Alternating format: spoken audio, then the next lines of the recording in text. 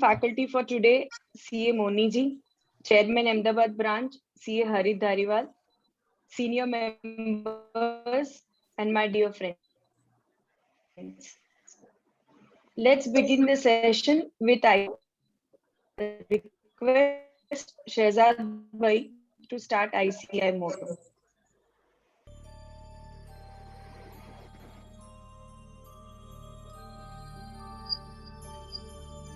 Yaesha supteshu jagrati Yaesha supteshu jagrati Kamam kamam kamam kamamsho Pursho nirmimanaha nirmimanaha Tadeva shukram Brahma Tada Brahma Tadevamritamucchate Tasmin lokaha shataha Sarve taduna sarvitaschananyati kaschan Etadvaita Etadvaita Etadvaita Etadvaita Etadvaita Etadvaita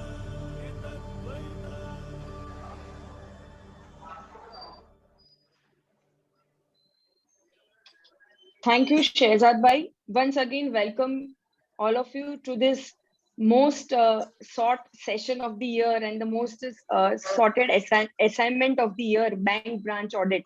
And as usual, Ahmedabad branch of ICI will be hosting many webinars on bank branch audit. And since virtual is a blessing, we are esteemed to have CA Mony ji here from Calicut with us so that we can get varied experience about the bank branch audit. So now with these words, I request CA Harit Dhariwal, Chairman Ahmedabad branch, to give keynote address. Thank you, ma'am. Respected faculty for the session, CA Mony sir, Secretary of the branch, CA Anjali Choksi, the coordinator for the session, CA Ankit Thakkar, and other committee members who have joined in, seniors in the profession, and my dear friends. A very good evening to everyone. This is something I think which a lot of members kept on asking us about the bank branch audits and sessions. And today I think we are very happy to have with us CA Mony sir from Calicut. He is one of the most sought after faculty in South. I think it's very good to get him virtually here. Thank you so much, sir. And this time, what we have thought of is rather than having 2 days bank branch audit at the initial level, we will rather deal with topics on an entirety. For example, today we are dealing with amended LFAR. So entire 3 hours we'll be dealing with amended LFAR. Tomorrow morning we have 10:30 to 1:30 another session by CA Dhananjay Gokhale sir from Mumbai. Again, it's a virtual session and it will be covering the IREC norms and the COVID related disclosures as far as bank audit is concerned. So our focus here is to give maximum time to the faculties so that they can do justice to the topic, and then maybe next year and next week and afterwards we can have a full day session on the bank branch audit. With this, we also would like to invite all the suggestions and any questions that you have relating to bank branch audit this time. We are going to form a panel so that we can take care of all the questions that you have. Maybe after 20th, once the bank audit allotment starts, we will be forming a panel at branch, and we will be assisting with you with all the necessary guidance as far as the bank audits are concerned. Coming to today's topic, I think on the amended LFAR, LFAR was amended in September 2020. I think sir will throw more light on it, but I will just say that there is no doubt that the old format had to be revised. And now it is very imperative for us to be very careful in dealing with the entire LFAR, considering our institute pronouncements and whatever requirements are there as far as the auditors are concerned. So once again, thank you to Mony sir for accepting our invitation. And sir, after this, maybe once things settle down, we would also like to have you virtually, physically here in Ahmedabad, so that you can also deliberate with the members in presence of yourselves. So thank you again, sir. And I would now hand over to C. Ankit Thakkar, who will introduce sir in a brief words. Thank you.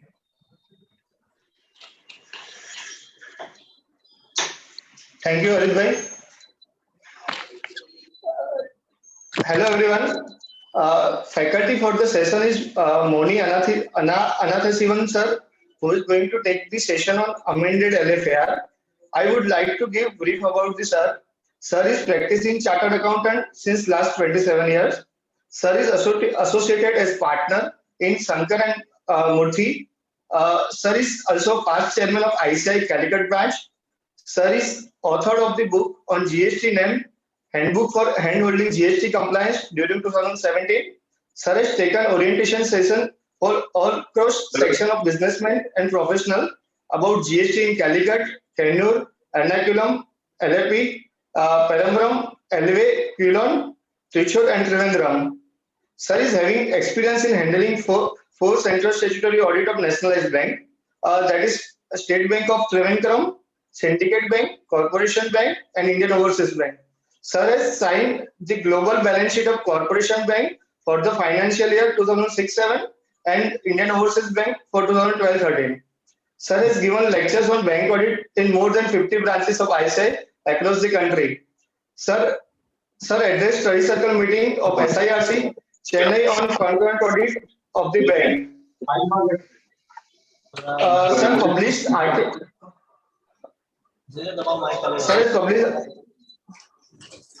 Sir has published article on bank audit in SIRC newsletter for the month of April 2013 and CA Journal in July 2016.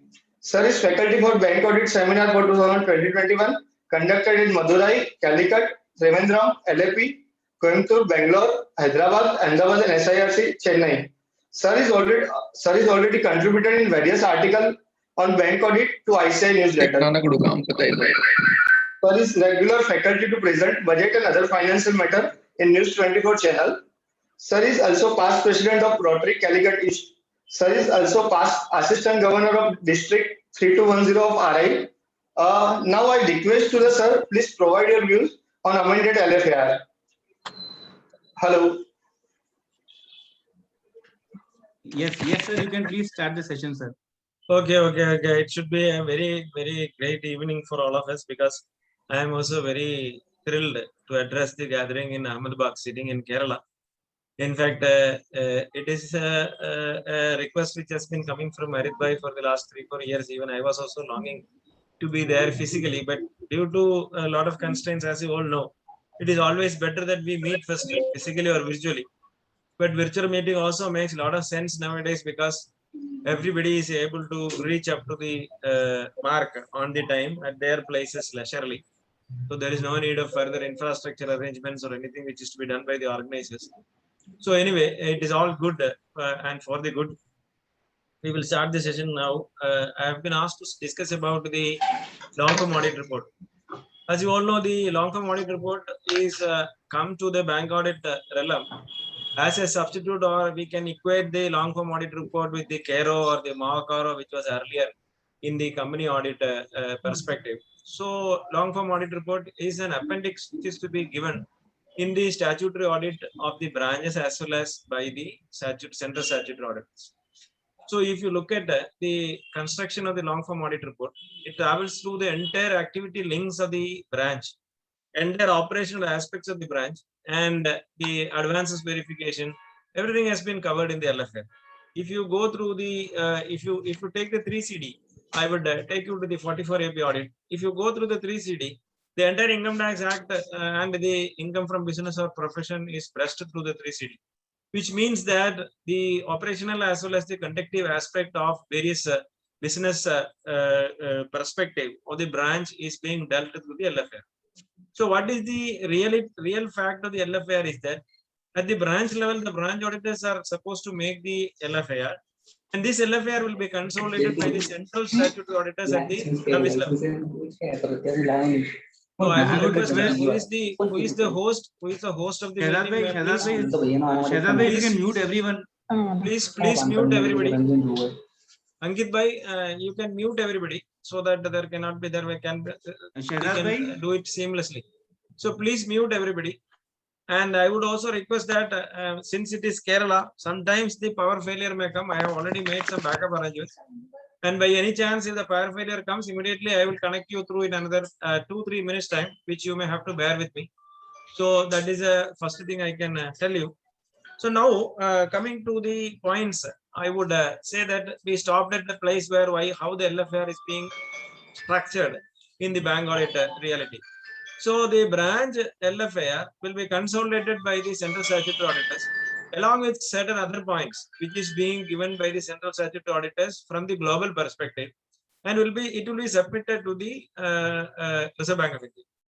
And the important aspect is that the Reserve Bank of India is giving a lot of importance to the LFAR, which is submitted by the branch auditors as well as by the central statutory auditors. So it is not just an informative paper, or it is not just a report which is submitted from the branch level or at the head office level.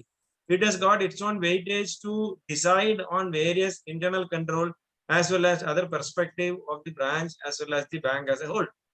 And so many Reserve Bank directions as well as so many circulars from the Reserve Bank has come from the observations which has been given by various branch auditors as well as various central auditors in the LFAR. So LFAR is a separate exercise where the Reserve Bank of India gives a lot of weightage in respect of the observations given by the branch auditors as well as the central statutory auditors. Now, for the last several years, the LFAR was supposed to be restructured or modified. But this year, they have made it a point that they are coming out with a new version of the LFAR. So when you speak about the new version of the LFAR, it has become more discrete, or I would say that it has become more subjective. Earlier, if the LFAR was totally covering only the objective aspect of the branch functioning, as well as the other perspective of the branches, or the nitty-gritties of the branches, I would say that this LFAR for 2020-21, which has been modified and amended, is going deep into the subjective aspects of the functionalities of the branch. And when you speak about subjective aspect, we should be more careful to understand that the subjective aspects also pins up the responsibility of the branch audit. If you look at the construction of the new modified LFAR, you can find that the responsibility levels of the branch auditor also has increased manifold. The responsibility levels, I would say that the overall accounts which we have verified, whatever we are going to comment, and what is to be commended and what is to be verified, everything has been very discreetly, subjectively considered in the modified LFAR, which means that even the branch auditor or the central auditor or whoever it is who is doing the LFAR will not be able to shirk away from the responsibility or the accountability of having done the branch audit. So we are committing ourselves that we are or we have verified or we are into the job of the branch audit, and we have seriously dealt with every point of the LFAR which has been given in the LFAR. Earlier, it was all objective questions. We were able to give answers in the form of yes, being done, getting done, etc., etc. But those type of things are all gone. Now, I would like to tell you that the LFAR, the modified LFAR, gives you the impetus in respect of what is a trust which has been given by the Reserve Bank of India in respect of the LFAR. Second aspect is that it pins out the responsibility levels of the branch statutory auditor. And the documentation, the audit evidences, whatever we are speaking about the audit perspective is also covered within the LFAR. And once you go through the entire LFAR format, which we are going to discuss from 3 hours from today, 3 hours from now, I would say that you will be understanding the importance of the LFAR which the Reserve Bank of India is giving to it, as well as the responsibility levels of the branch. And it is little scary also, I would say, that if you look at the modified LFAR, we have to be a little scared about how we should be able to complete the audit, taking up the responsibility of what we have verified and discreetly giving the numbers. They have asked for the numbers.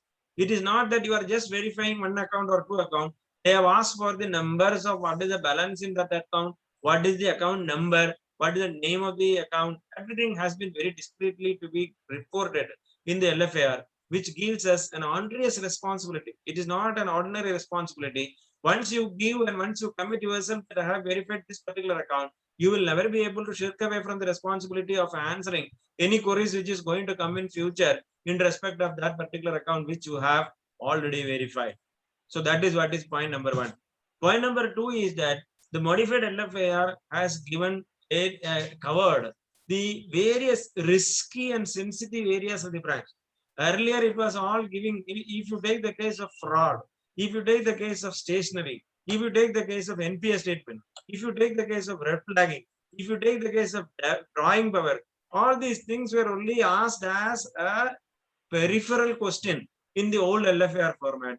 But now in the new modified LFAR format, it has all been made so discrete, and you have to be very careful in answering with the numbers in that particular format of the LFAR. Without the numbers, the LFAR is not going to be complete, or the LFAR will not be accepted by the Reserve Bank of India if there is no numbers in it. So another threat which is going to be coming in the LFAR is that the branch auditor is committing himself of having verified the accounts, or having taken the numbers from the branch level, or having reported these particular numbers from the branch level, which means that the numbers have to be accurate. Earlier, we used to take the LFAR as the last part of our audit function in the branch audit. Now it has not totally changed. I would request members to give lot of thrust and bestow your entire acumen and wisdom in respect of completing the LFAR, because that is going to be the front stage of the audit perspective, or the audit platform of 2020-21.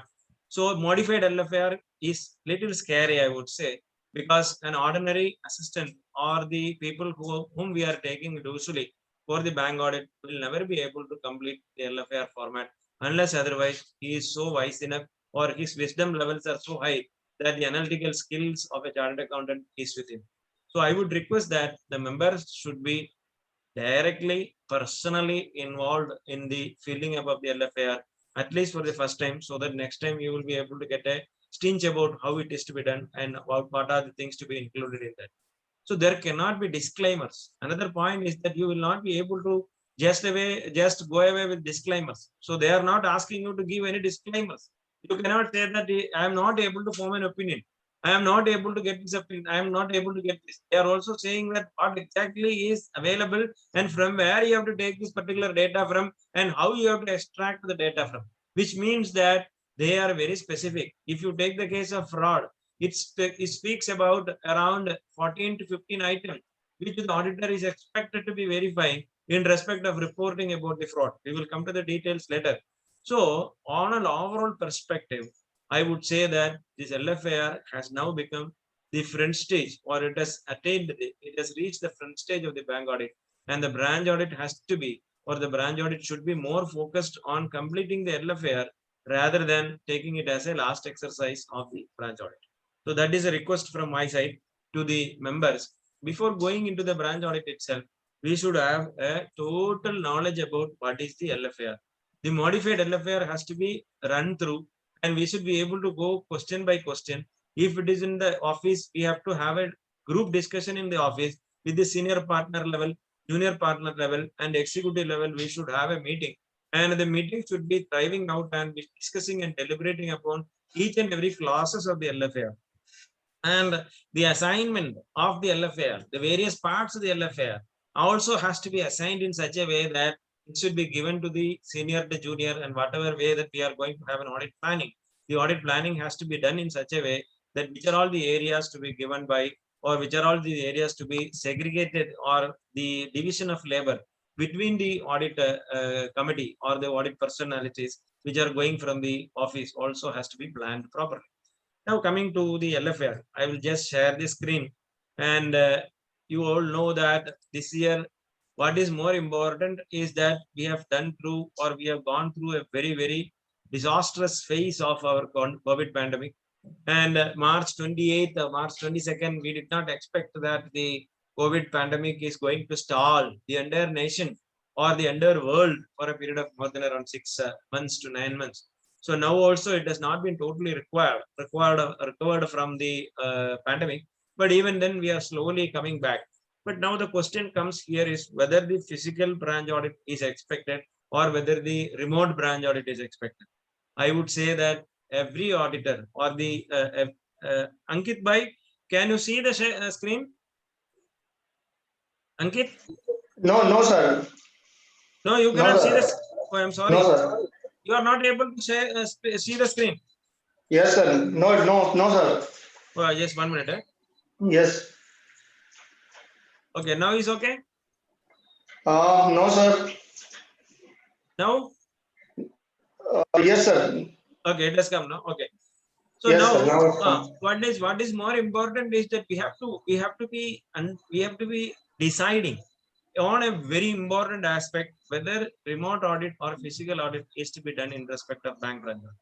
I would request auditors, I would request all the brethren in the profession that we should always have a physical audit itself, because the bankers also having all the arrangement to see that the nearest branches are allotted to the auditors according to their requirement and according to their level of category in the Reserve Bank of India empanelment. So I think we may not have to travel a lot in respect of reaching up to the branch, but at the same time, I would request it that if at all the branch is remotely located, if at all the branch is little distant from your particular place of office, I would request all the members in the profession to undertake only a physical audit and go there physically and verify everything physically, so that you will be able to give a lot of value addition as expected in the LFAR as well as in the bank branch audit. And as you all know, we are all passing through a very, very competitive phase of bank branch audit itself. This time, our bank people are advocating for increasing the limit from 20 crores to 50 crores or even to 100 crores. So our institute is saying that it should be confined to 20 crores and it should be continued with 20 crores. So we do not know what is going to happen on March 25th. It may be again changed. The number of branches which is going to be audited by the branch auditors may come down. So we do not know what is going to be reality on 1st April or 31st March, which is all expected because the bankers are even now trying. But I would say that there is already a hint given in the new LFAR that the increasing in the level of the individual audit or the branch audit is already in the focus, and it is already accepted by the chartered accountants as well as by the bank as a whole. Now, I would run through the LFAR one by one so that, and the points which are all having amended or the amended provisions are already given in the red. So you can just go through the red aspects, and the red, wherever you find red, it is a new amendment in the modified LFAR. And whatever is there in the black is already there in the LFAR. So whatever red, if you go through this particular LFAR later, you find that there are a lot of red fields which indicates the newly or the modified or the added clauses or the added requirements in the LFAR. So now coming to the first aspect, it says that verification of cash. As you all know, verification of cash is not a physical verification of cash is not a requirement of the statutory audit. Even then, there are certain areas where we have to be very much careful about verification. And today, and this new LFAR also has increased and been included ATM cash verification. Earlier, it was not there. So if you look at the bank balance sheet, you can find ATM cash balance in some of the branches, and you cannot find ATM balance in some of the other branches. So some of the branches will have the cash balance at the branch as well as cash balance of the ATM. What does it mean? It means that ATMs function in two platforms. One is an online platform, other is an offline platform. An online platform is attached to the branches. A branch is attached to the ATM, or the ATM is attached directly to the branch, where the cash filling and etc. is done directly from the branch, or it is situated in front of the branch, or it is accessible to the branch from the branch itself. So that ATMs are called online ATMs, where the cash balance at the ATM is a part of the cash balance of the balance sheet of the branch. So that should be very carefully understood. Wherever you have got the ATM cash balance included in the general ledger balance or the balance sheet of that particular branch, then it requires that you have to verify physically. We will not be able to do the physical verification on 31st of March, because always there is a paradox where the cash balance of the ATM cannot be stopped at any point of time, because ATM is 24/7. So now if you are going to put the day end of the branch at 6 o'clock in the evening, how will you be able to stop the positioning of the or transactions of the ATM at 6 o'clock and verify what is the physical balance? So ATM is 24/7, which is having a concurrent transactions, and it is perpetual in nature. So what we will advise to do to the branch auditors is that there should be a physical balance scroll which is generated from the ATMs in respect of online ATMs. So in respect of online ATMs, the physical scroll of the ATM has to be taken at the closing hours of the branch, and we have to match that particular balance physically available at the ATM with that of the branch general ledger balance. That is, your branch GLB should have the balance of the same as of the scroll. If there is a difference, you should analyze what is the difference. If there is any reconciliation interest to be passed, is there any MOC to be passed in respect of those transactions which has happened after the scroll is taken, but before the finalization, or vice versa, all the transactions which is in the pipeline, which gives a difference between the cash balance at the scroll as well as cash balance at the branch, is to be addressed, and if at all it is required, it has to be passed to the MOC. Now coming to the offline ATM. Offline ATMs are ATM which is controlled by the hub. So when it comes to the offline ATMs, a host of ATMs are controlled by the hub, which means that the ATM has no connection with the branches whatsoever.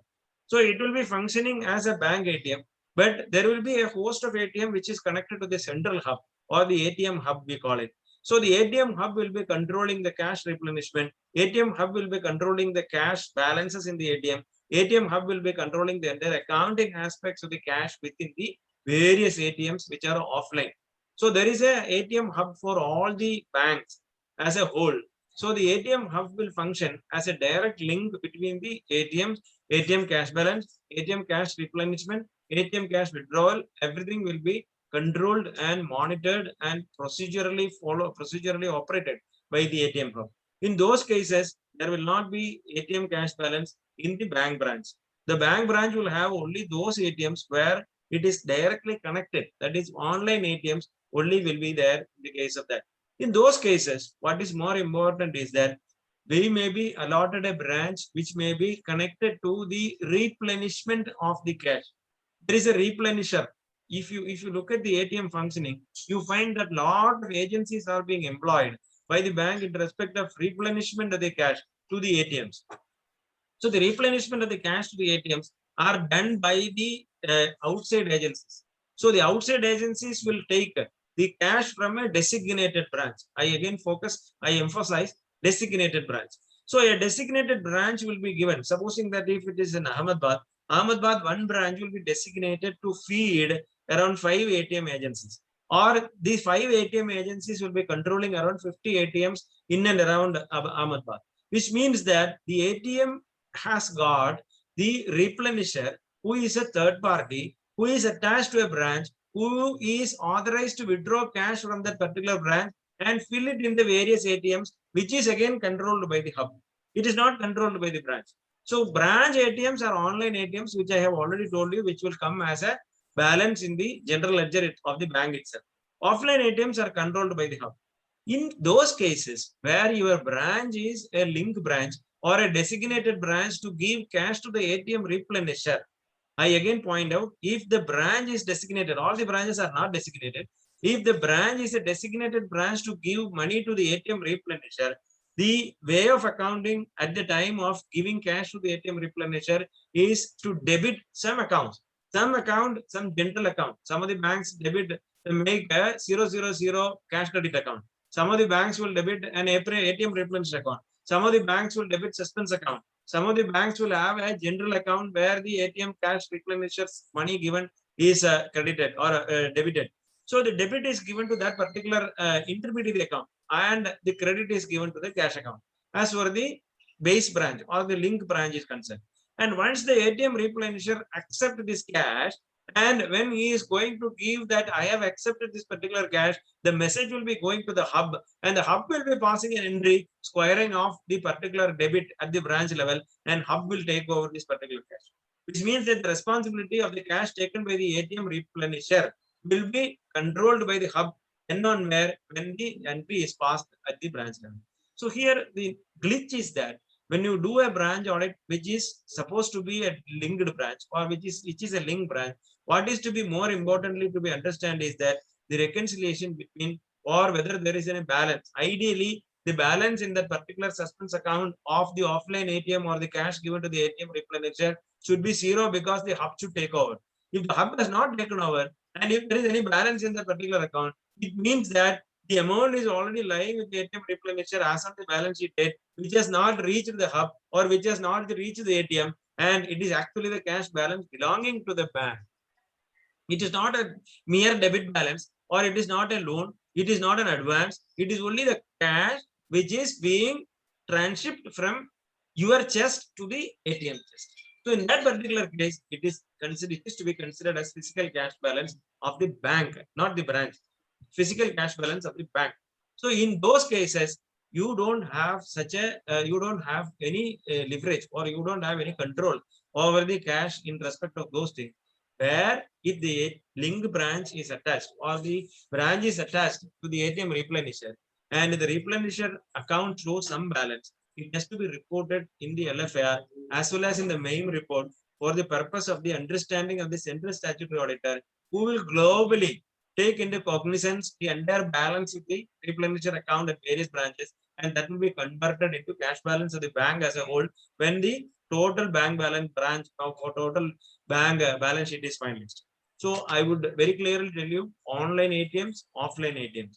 Offline ATMs will not be finding any place in the branch balance sheet in respect of the bank ATM balance. Only in the case of online ATM, there will be a bank balance which is appearing as ATM cash balance. Just below the cash balance, there will be ATM cash balance, which you have to be very careful to take the scroll. Otherwise, only if you are a designated branch to give money to the ATM replenisher, whatever I have told has to be followed. Now coming to the ATMs again, the amounts which respect of ATMs based at the year-end scroll. That is what. Again, what they are saying is that when the scroll is taken, there will be some year-end transactions. As I told you, there will be a difference between the closing of the branch as well as closing of the ATM. Or when you draw the scroll from the ATM, there will be a balance, and the general ledger of the branch will have the balance of the ATM at the end of the closing. So if there is any time lag between these two, there may be some transactions which may have to be accounted, which you have to take care at the time of doing the particular branch audit. And if it is an offline ATM, it will not be coming into your picture at all. There will not be any scroll. Scroll is going to be taken only by those replenisher, and it is directly controlled by the hub. You don't have anything to do with that. Now the next point is the balance with the Reserve Bank of India. As you all know, the Reserve Bank of India balance was kept in respect of those branches where the clearing operations were there. Now the clearing operation is totally being made the online, and it is all truncation process where your MICR checks are being scanned, and it is all going online. Check clearance is happening. So there is no physical clearing happening and not happening anywhere. But even then, after the State Bank of India strike way back in 2016 or 2014, what the branches are being told is that they should always have a current account with State Bank of India as well as one of the banks which is acting as a representative of the Reserve Bank of India in that particular area, only for the purpose of clearing, not for anything else. So there will be a meager balance in that particular bank account, which you have to only get a confirmation and report it here. And now coming to the insurance. In the case of cash insurance, as you all know, it is not an insurance which is taken at the branch level. It is on the basis of the retention limit which is allowed out of the branches. The blanket insurance will be taken at the head office level. So you are only having a limited role to play whether the insurance is taken. You can report that the blanket insurance is taken at the head office level in respect of the entire cash balance held at the various branches. But what happens here is that if the retention limit is fixed as 10 lakhs rupees, and if the branch holds always a balance of 50 lakhs or 1 crore or 5 crores due to the customer base of the branch, if the branch is collecting a lot of cash and the cash balance held by the branch is more than or much more than the retention limit, then it is a matter of concern in respect of the risk perspective of insurance. So what we have to do is that the insurance factor has to be considered only from the perspective of your retention limit. If the cash balance at the branch is much above the retention limit, then you have to report that we have to be disclaiming in respect of the insurance coverage which is taken at the head office level. But usually we have got a blanket insurance which will cover the balance of retention limit plus 10% or minus 10% as per the insurance terms and conditions or the covenants of the insurance which is taken at the head office level. Mostly it will be covered, but at the branch level, for the purpose of abundant precaution, it will be better that you should be reporting that the retention limit which is fixed at the branch is only 10 lakhs of rupees, whereas the cash balance held at the branch is more than 1 crore or 2 crore at any point of time. This is a risky proposition. Now again, coming to the physical risk. Insurance is not alone for the risk of holding cash. Physical risk is there. When we were doing concurrent audit of a branch, we come across a particular situation that a branch was not having a security in the night at all. And the branch is holding lot of cash, huge amount of cash. Petrol pumps are attached to the branch as customers, and gold jewelries are attached to the branch, which means that lot of cash inflow comes on a daily basis, and the branch vault will be totally flushed with physical cash, which means that the float management is affected, your entire treasury management is affected, and moreover, leave alone the insurance part, we have commended on the physical security of cash. There is no night security in the branch. And another branch, when we went to another place in a remote place, I think it is in Dhulia.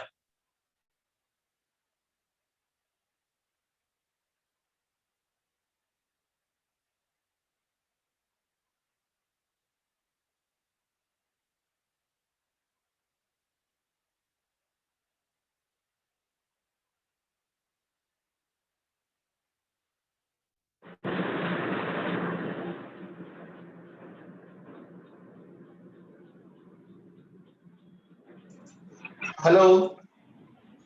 Hello, Mony sir. Hello.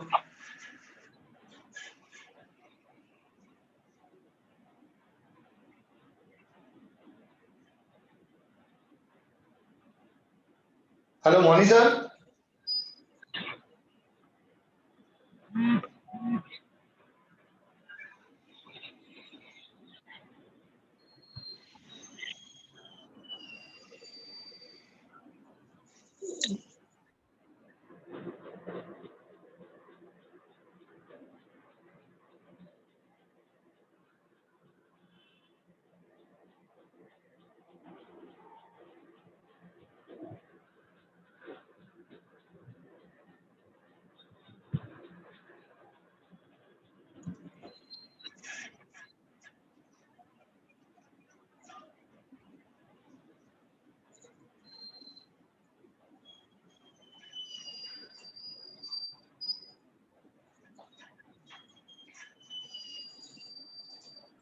Ankit bhai, sorry.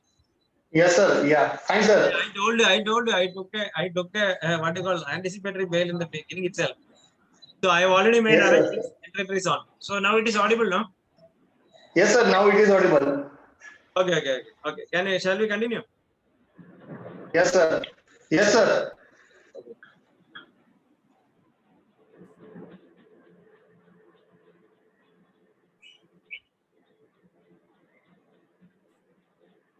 Is the share, is the screen visible?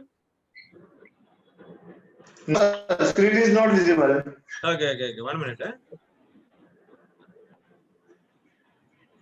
Hey, yale.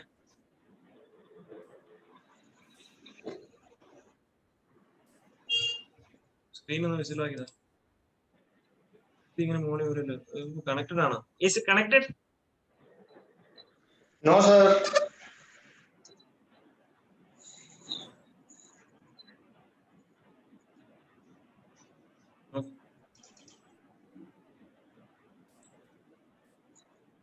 The screen sharing is not happening.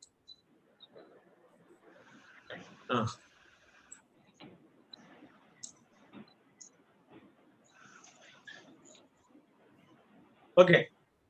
Is it true? Yes, sir. Now it is very. Yes, sir. Okay. Thank you. So now, what we stopped at a place where the clearing balance. So what is more important is that we should be understanding the insurance taken is for the bank as a whole and physical cash balance. And we went to a branch in Dhulia. So when we went to the branch in Dhulia, Punjab National Bank, what we have seen is that the branch premises has met with a fire accident. So they were functioning totally in a car shed. For the time being, when the April audit was on, they were functioning in a car shed nearby because the branch was totally shifted from there to the car shed. And even the cash vault, everything was in the old building. So they were running after the old building and the car shed. What happened is that physical custody of cash. There, the physical custody of cash as per the extent guidelines of the bank, it was to be deposited in the next nearest branch. But possibly or practically it was not happening. So we were reporting that the physical custody of cash was a risky proposition in that particular branch. These are all remote possibility. Now coming to the reconciliation.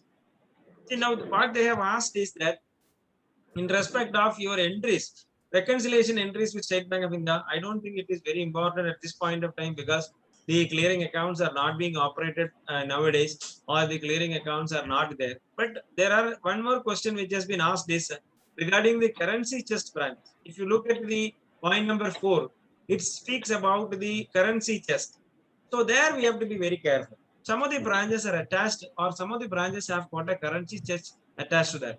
So when the currency chest is attached to the branch, the cash remittances or the cash withdrawals from the currency chest has to be reported to the Reserve Bank of India on a daily basis online before half an hour of closing the currency chest.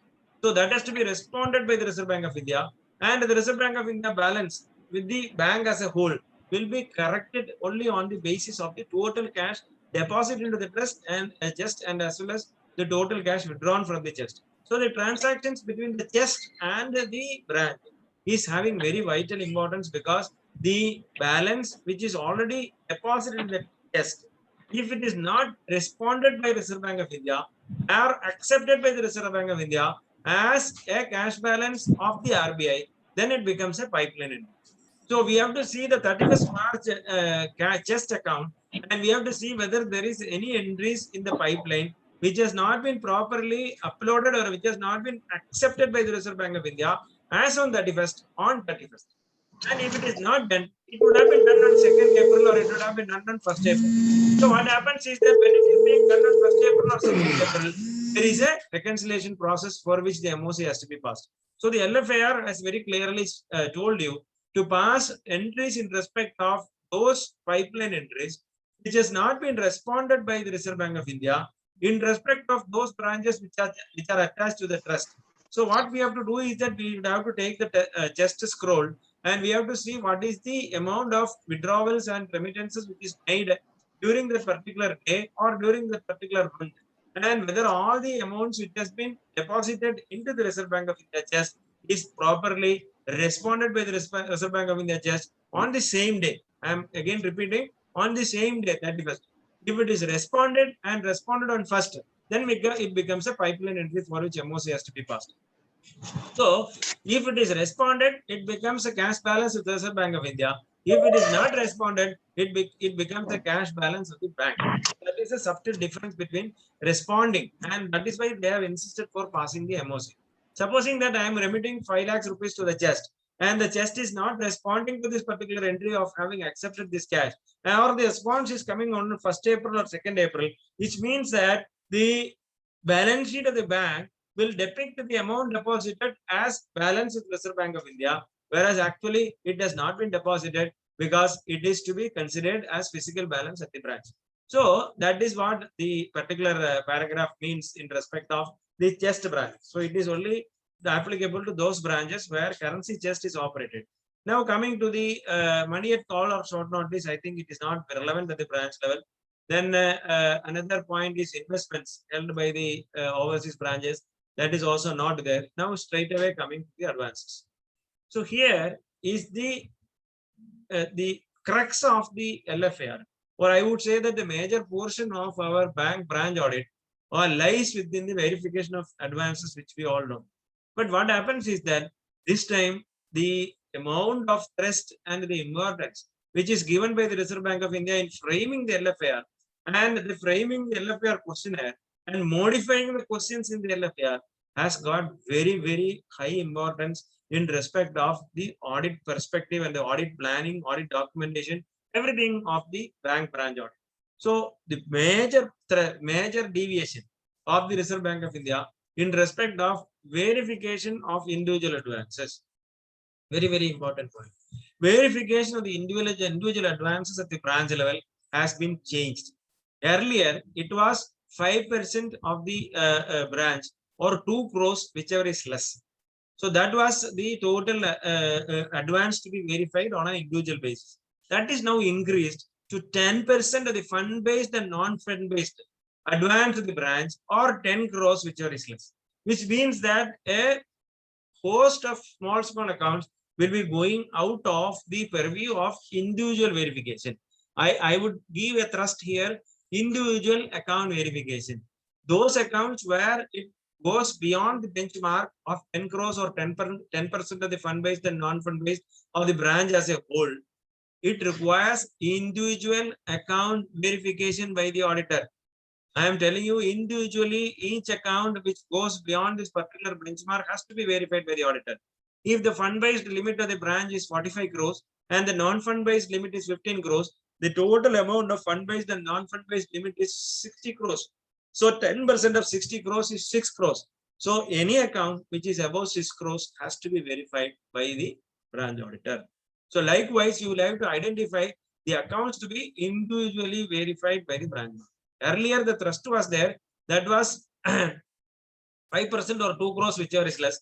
Now it is replaced, but the glitch is not here. When you go down, the LFAR very specifically asks about the accounts which you have verified. We will come to it later. So you have to discreetly give the number of accounts and the name of accounts and the details of the accounts that you have verified.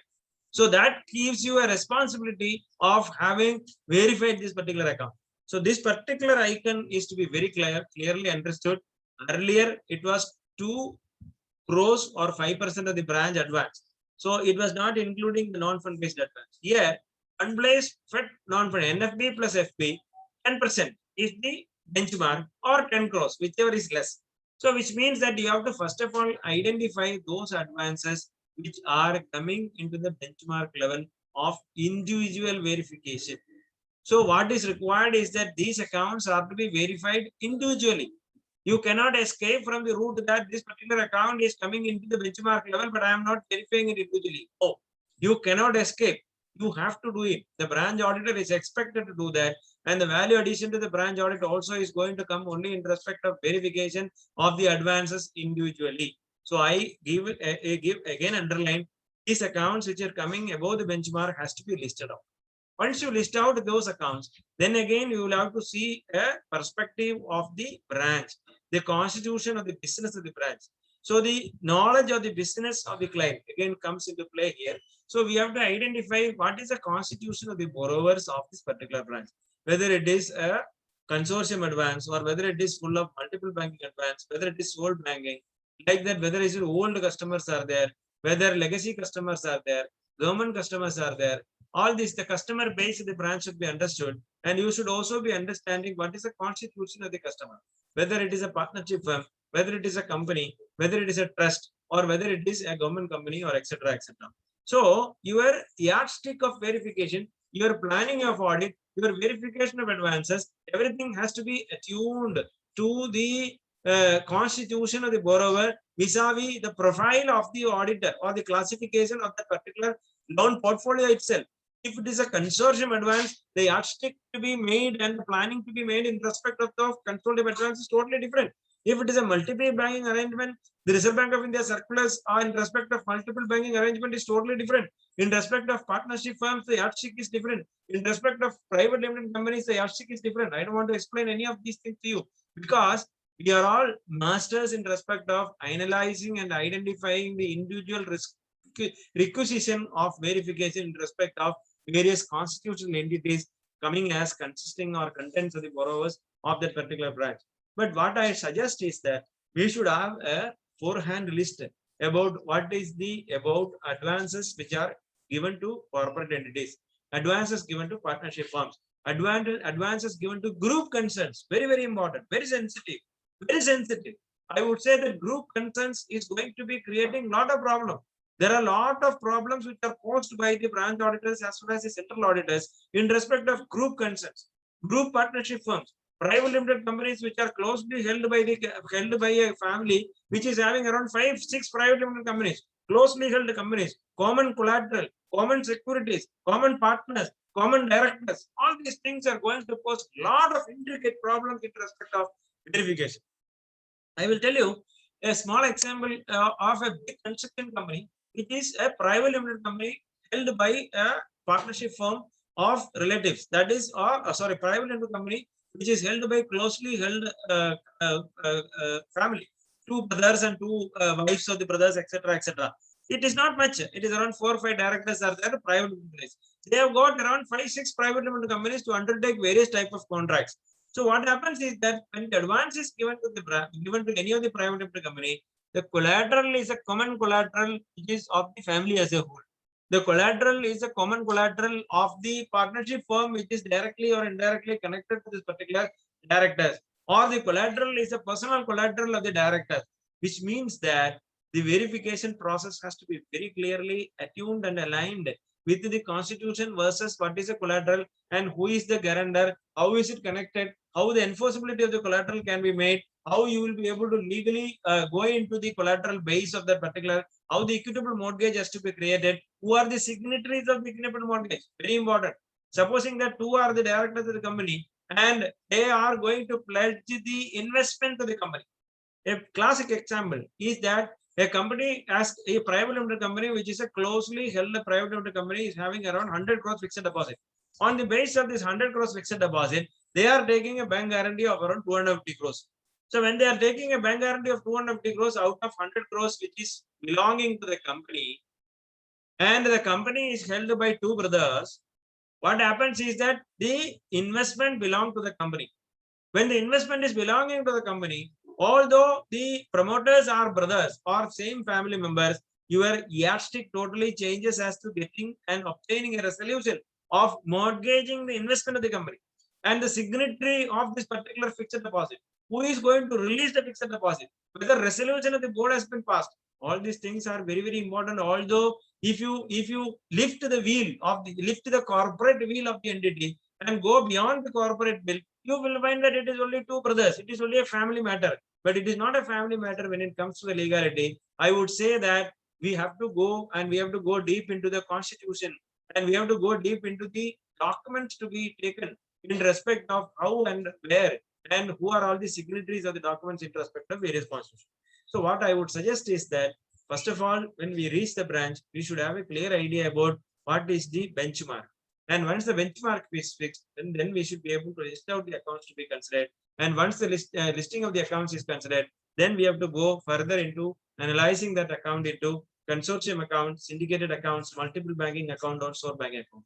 And once that is also completed, then you have to again complete or again classify the account as per the constitution of the account, so that the yardstick of verification in respect of those advances are going to be different in respect of different things.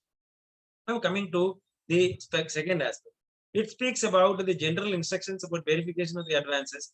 It says very clearly that in respect of, earlier it was not there. Earlier it was a peripheral advance verification which was given as an instruction to the auditors.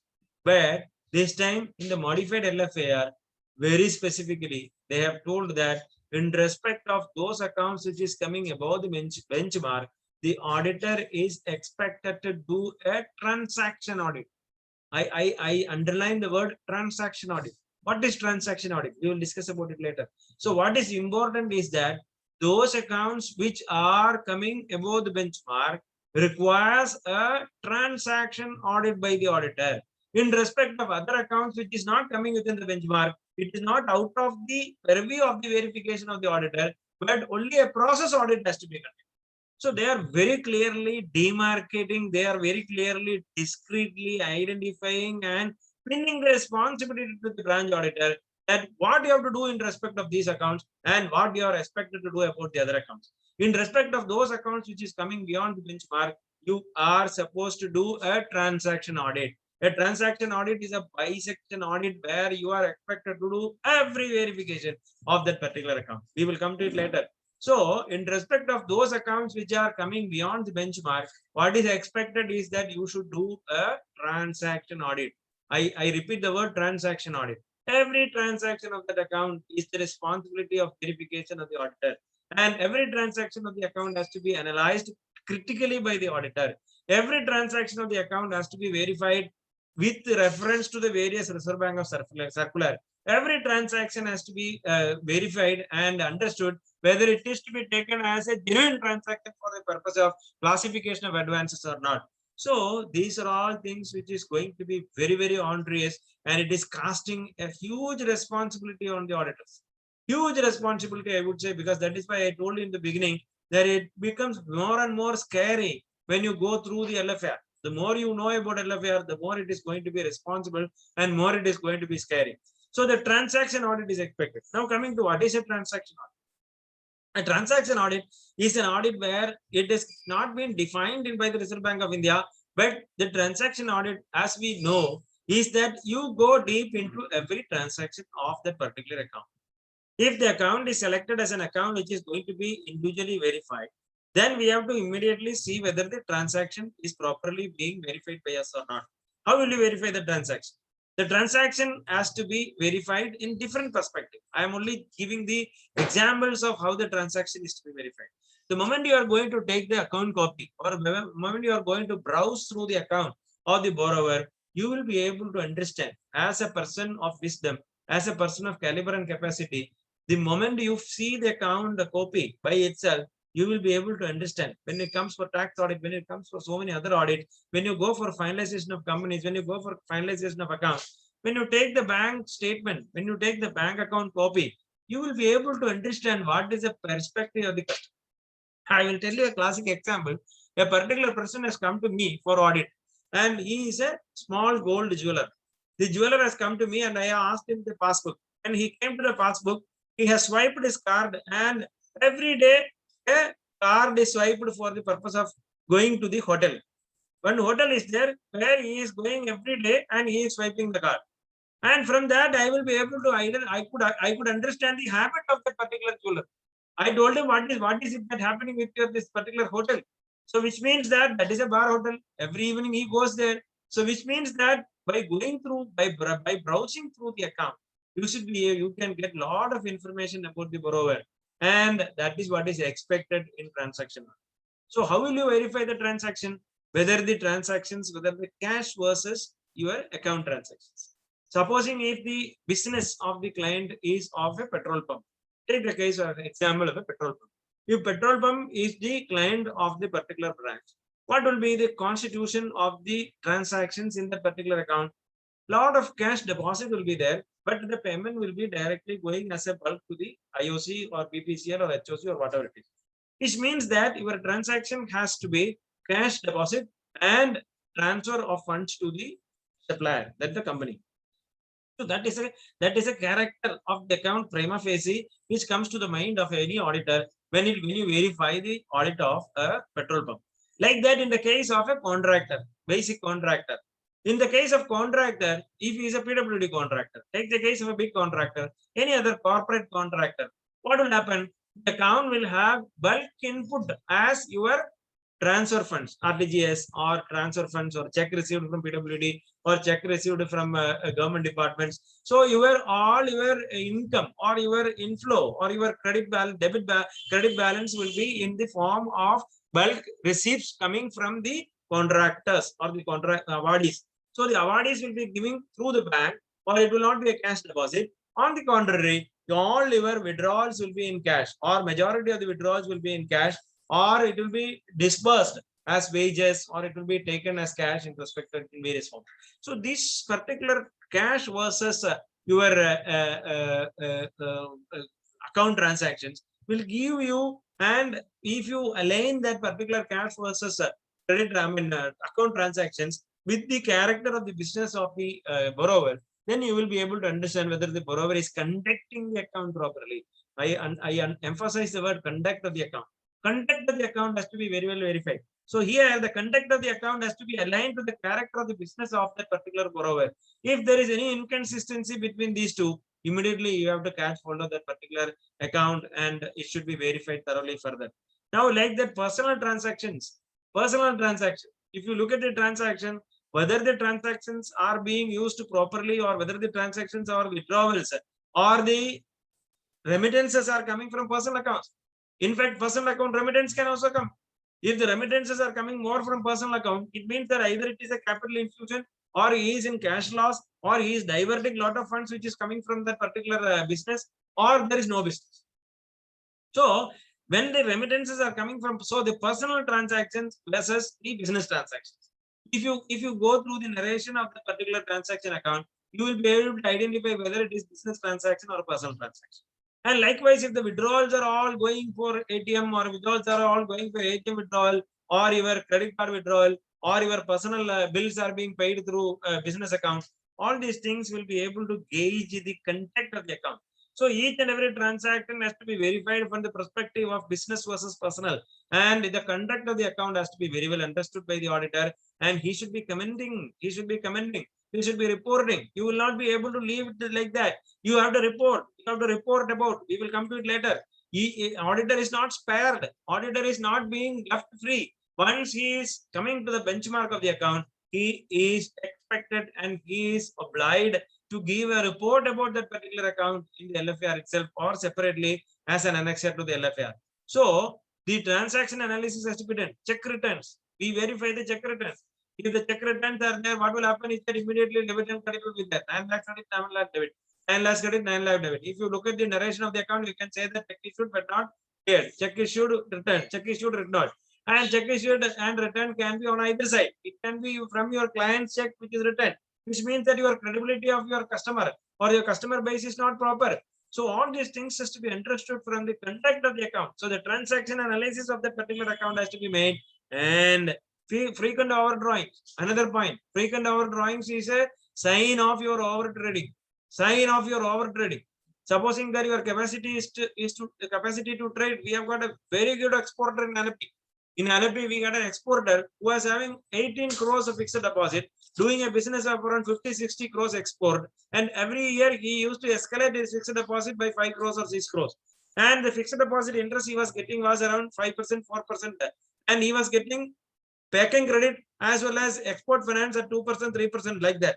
So there was a arbitrage in the loan which he is taking as well as the deposit he is making within the amount which he has availed itself.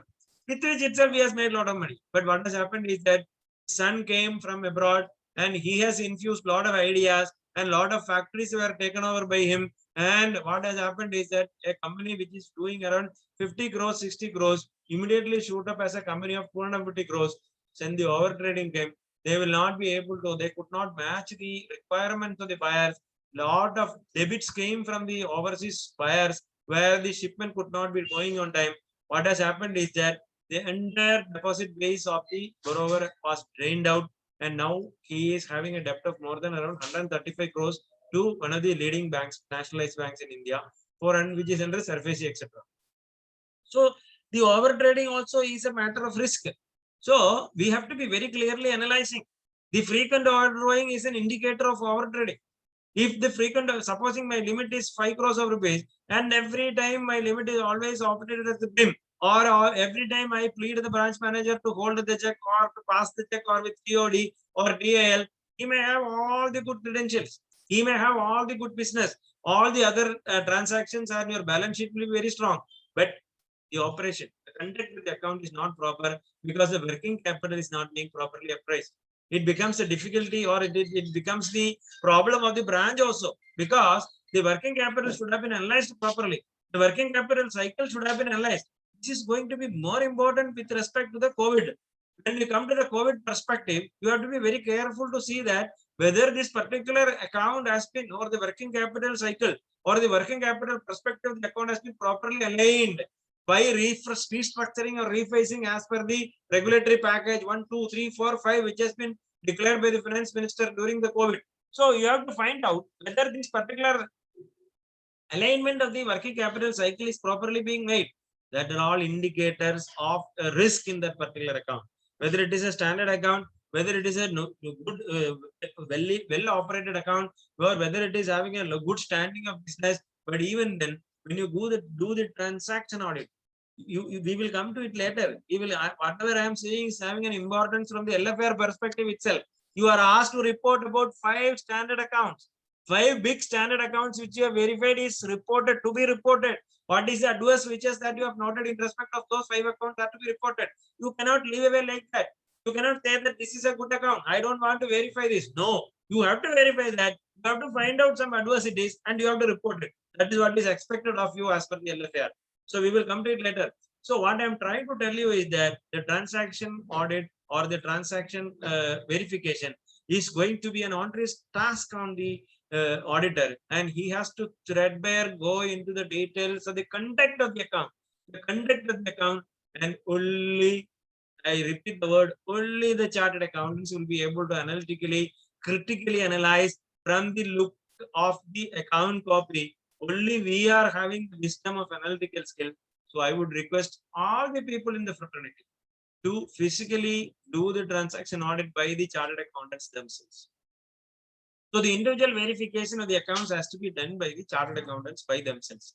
I would again repeat and request all the chartered accountants to do the benchmarking, and once it comes within the benchmark, I would request you to verify the transactions, and that transaction verification has to be done by the senior most in the particular gang, or by the partner, or by the proprietor, or a chartered accountant by himself personally. Then only you will be able to unearth, then only you will be able to analyze, then only you will be able to observe, then only you will be able to grasp, then only you will be able to report about the inconsistencies or adversities. Sometimes it may be looking little awkward. There are cases where we have reported that it is at that point of reporting, even the branch manager looked at this. He said that this is a very good account. If I am going to leave this account today, there are 100 papers of this particular account. Why are you giving all these adverse comments on this particular account? After 3 years, the story is totally different. So only chartered accountants will be able to analyze the transaction base. Only chartered accountants will be able to understand what is the transaction base. There are a lot of cases. Take the case of Bhushan Steel. Bhushan Steel and all was declared to be NPA when it was in very good position. Bhushan Steel was much sought after account way back in 2003, 2004, 2002, when we were doing the central audit, when we went to the Mumbai branch. Bhushan Steel was a hot cake in the banking market. We told that it is a risky account. We have reported that it is a risky account. I think our chairman will be watching because he has seen all our records of the verification. When he was doing the audit of our accounts. So what I'm trying to tell you is that even in those cases which we feel or which apparently looks to be very rosy, has got a critical risk inherent in that particular account. That critical risk inherent in that account can be only analyzed by chartered accountants. What is Suddeshu Jagrati? Is the eagle eye of the chartered accountant has to be focused on this particular account, who has a person who look at things beyond the perspective of an ordinary man, who look at things beyond the perspective of a common gentleman, or who looks at things when the others are asleep, he opens his eyes and looks at the accounts. So that is Suddeshu Jagrati. So this particular skepticism, professional skepticism, is to be infused, and that can be infused, and that can be done only when the partners or the chartered accountants are going to be involved. Only when we are going to directly indulge into the work of the audit. So the transaction audit is to be done in respect of those benchmark accounts. Now coming to the process account. It is not fair that you will be able to just go like that by doing the transaction audit of the benchmark accounts. You are also expected to do the operational audit or the process audit. In respect of the process audit, what do you mean by process audit? Process audit is what you do overall, documentation standards, the way in which the branch is conducting the account, the way in which the branch is driving the borrowers, driving the customers. There are branches which is totally loose controlled, where the branches will advise the clients for covering the mistakes of the branch that you do this, you do that. We have seen a lot of places where the branch manager will be advising the client that, sir, this has already been passed as a TOD by inadvertence. So what you have to do is that you clear the TOD, you give me a backdated letter to me so that I will pass the TOD now itself. I will put it in the system. I will enhance your limit. Like that, there will be mistakes of the branch which will be inconvenience of the borrower. I would not use the word inconvenience, or to circumvent the controls or the internal control framework of the branch. The branch may be acting funny. The branch may be acting beyond the extent guidelines. The branch may be acting beyond the critical internal control procedures of the bank as a whole. But the auditor has to do the process audit in respect of those type of cases where the overall perspective of the process, the internal control procedures, the internal control framework, the adherence of the extent guidelines, the compliance procedures, all these things has to be verified by the auditor. Flagging of stop payments, instructions, monitoring and follow-up, manning of the credit department, very, very important. We have seen that even the HR policy of the bank as well as the branch is going to have a lot of impact on the verification of the account and the conduct of the account from the perspective of the branch as a whole. If a person who is not competent enough to handle the foreign portfolio is sitting in the foreign portfolio, then your foreign portfolio is totally gone. We have got export transactions. If you are going to a branch which is having a lot of export transactions, and the person who is manning the credit department export division does not have an idea about what is export bills, what is FUPP, what is FTPP, and what is LC, and how to open LC, and how to control things, how PC is to be sanctioned, how the system alignment in respect of your forest platform as well as your Indian rupee platform is to be conducted, then the bank is going to be in trouble. That is a process audit which is expected to be done by the auditor. So the branch auditor has to be verifying even the HR, even verifying even the people. The manning of the branch is also coming under the process flow, or manning of the auditor is also coming under the perspective of the branch audit with respect to, you have to give an overall idea about whether the branch is being conducted properly. Earlier we were discussing about conduct of the account individually, individual transactions, and now we are speaking about the conduct, overall conduct of the branch asset. So this is also the domain of the auditor. This is also the perspective of the auditor, and this also is going to be coming to the front stage in respect of conducting the audit. There again, you will all be with me to say that these type of things cannot be done by an assistant or by an article clerk. This has to be done only by the members. I request members' physical presence in the branch audit. Now coming to the COVID paralysis, you see that in the case of your COVID, there are a lot of regulatory relaxations, regulatory compliance relaxations. Even Supreme Court has interfered. A lot of things are there. When you go through, you have seen that a particular gentleman has made a verdict, and he has got a verdict from the Supreme Court on 3rd September 2020, and the Supreme Court has said that no account which is not classified as an NPA as on 31st August 2020 cannot be classified as an NPA further to. Single line order. See the impact of ramification of this particular order. The Supreme Court has come out with a single line order stating that an account which has not been classified as an NPA as on 31st August 2020 cannot be classified as an NPA any further as per the verdict given on September 3rd, 2020. How will you be able to come out of this particular perspective? You have to find out how you have to go, how you are going to come out of this particular perspective from the bank. So every bank has made a policy.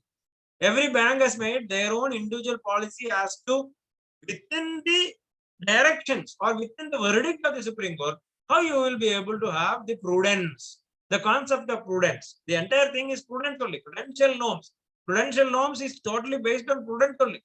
Prudence is that you have to anticipate all losses and you should not expect any profits. So this is prudence. So there, the bank, irrespective of considering or without disrespecting or without ignoring the verdict of the Supreme Court, bank has made a policy. Every bank has made a policy to see how this particular NPA, how this particular provisioning, how the profit has to be declared, and the policy of the bank is very important.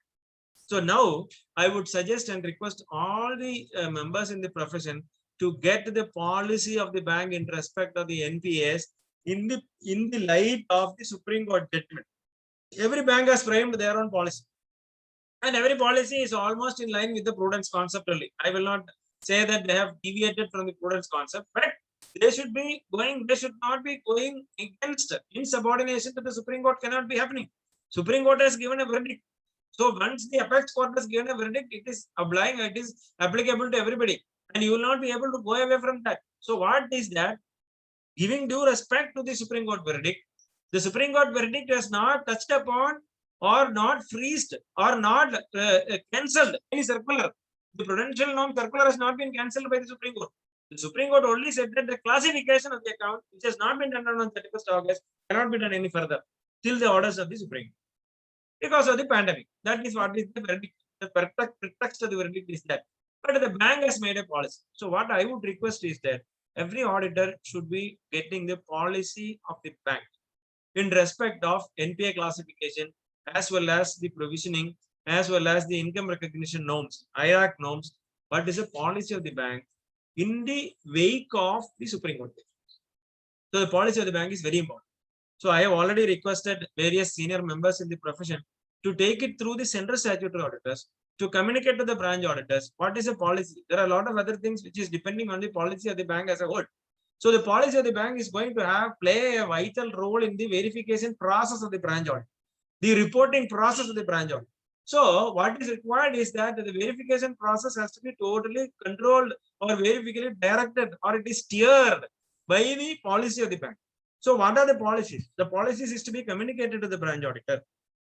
So we are taking it up in a different level, where every branch auditor may get a communication from the central statutory auditor from the bank itself in respect of those cases where the bank policy is going to be blended or should be blended with the verification process of the audit of the branch. So the branch statutory audit has to be blended with the policy of the bank as a whole in respect of the verdict or in the light of the verdict and the IRAC norms, prudential norms, as on 31st March 2021. So some of the banks have taken a particular stance, some other banks have taken another particular stance, but on the whole, it is not deviating from the concept of prudence. With due respect to the verdict of this Honorable Supreme Court, what they have done is that they have framed their own policy. So I would request everybody to go through the policy of the Supreme Court. Now what is happening is that, the more importantly, you all know about the MSME loans which has been granted by the banking system. So I think the regulatory framework has given the MSME loan. MSME loan is that you all know that a guaranteed emergency credit line loans were sanctioned by the Reserve Bank of India. That is called GECL or emergency credit line or guaranteed loan, whatever it is. So what it is said that the government of India has guaranteed a loan of up to around 3 lakh crores, which is granted to the MSMEs, where the overall limit of the MSME, individual MSME, is not above 25 crores as on 28th February 2020. As on 28th February 2020, if your limit is below 25 crores and if you are classified as an MSME, you are eligible for 20% of the working capital limit on the balance withdrawn on the limits as on 28th February 2020. So if you are having a balance of, if you are having a limit of 10 crores of rupees, it is below 25 crores, and if you are an MSME, you are eligible for the GECL loan. And the GECL loan is eligible to the extent of 20% of the balance outstanding as on 20th February. So if you have withdrawn 7 crores, you are eligible for taking 20% of 7 crores, that is 1.4 crores. So that particular 1.4 crores is available to you as an additional cushion to the funds, which is to be repaid after a period of 1 year cooling period. In 48, that is around 3, that is totally it is 3 years. So first year is cooling period. Within the next 36 months is the total period of the loan. And within the next 24 hours after 12 months, you have to repay back this particular thing. Interest and everything will accrue. And a lot of other regulatory framework and regulatory relaxations also come, which we will discuss later. Now, this particular loan, what I am trying to tell you is that if you find that this particular loan or any additional facility which has been sanctioned on the parlance of the regulatory package or the regulatory framework is used for the purpose of mitigating an NPA, mitigating a borderline account, mitigating the critical amount to be collected from that particular account. Supposing a person is having a term loan account which is overdue, or which is in SMA2, or which is an NPA, or which there is a critical amount to be required from the particular person, and this emergency credit line is not required by the customer. He says that I don't want this loan, but the bank is thrusting upon him to take this particular loan so that I will be able to adjust the particular loan against the term loan, whether that is possible as per the IRAC norms or not. You all know that IRAC norms does not permit adjustment of a new loan against the overdues of the other loans.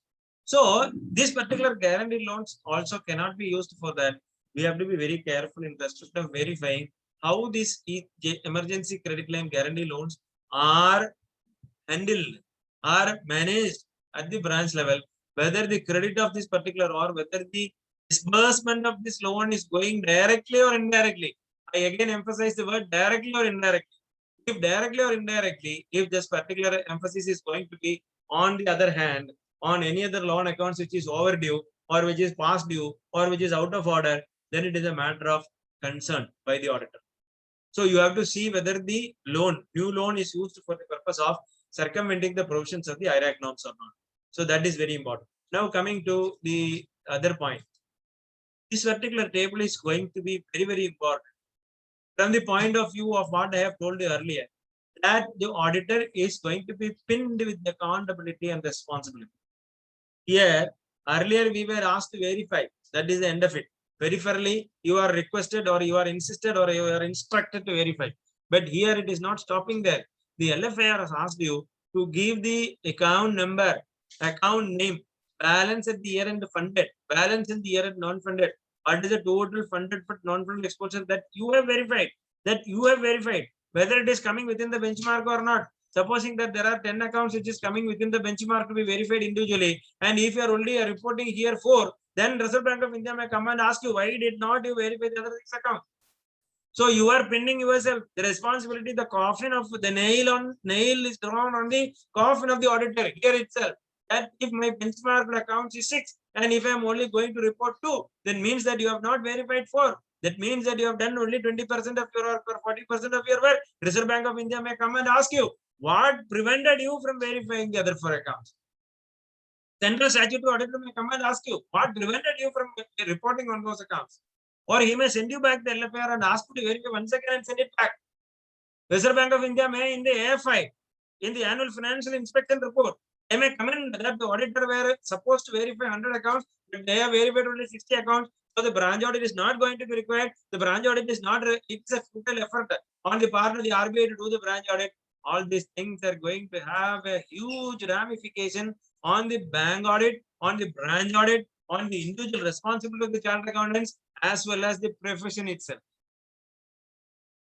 I remind, I request, and I submit that this particular table is going to have a huge ramification on the overall perspective of the conduct of the audit of the branch itself.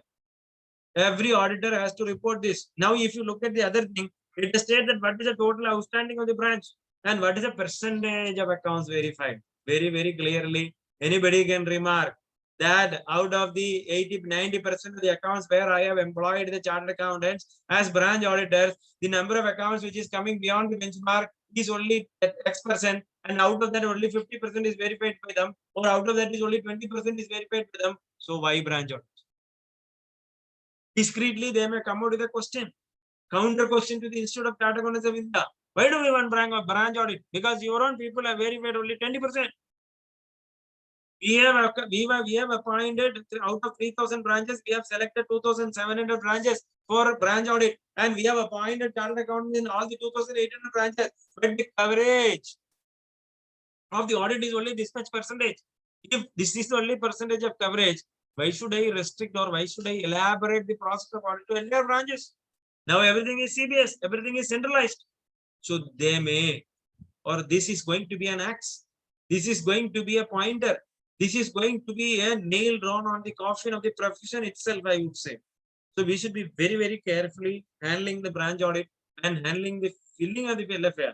If sometimes what will happen is that an auditor who is not very confident about, although he has verified an account, he may not be able to be confidently writing in this particular account verified. So he will omit. He will keep all the audit evidences. He will keep everything with him, but he will not report here. That is going to be more damaging, more disastrous. So you are supposed to fill it here. So this filling of this table is going to be very, very important from the perspective of the branch audit, from the perspective of the CSS perception of the Central Statutory Auditors, perception of the on the branch audit, as well as the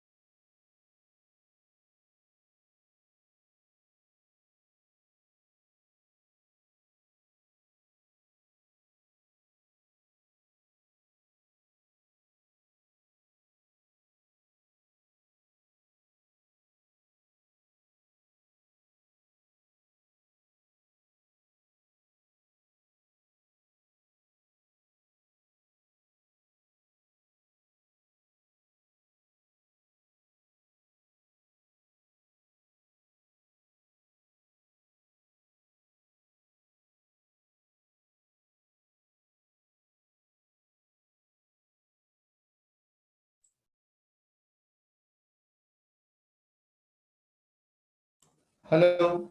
Yeah. Now it's okay. Now it's okay. Okay, sir. Yeah.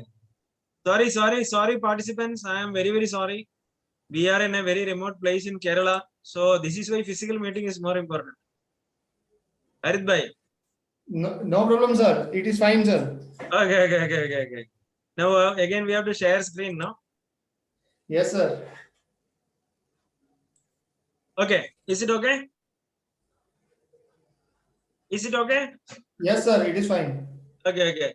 All participants, please bear with me. This is because of the power failure. I have already made backup arrangements, but I am repeatedly telling you, by any chance, if it is going to go off, I will join in another 2 minutes time. You may have, please hold on. It can be taken as a Kit Kat break. Yeah, sir. Okay. No problem. Okay. Angit bhai. So now we stopped at the place where the reporting of the accounts verified. This is very important. I have already told you the emphasis of this particular table is having a very huge ramification in respect of how the bank audit or the branch audit is going to be projected in front of the central statutory auditor, as well as in front of the bank, as well as in front of the Reserve Bank of India, and as well as in front of the entirety of the banking fraternity.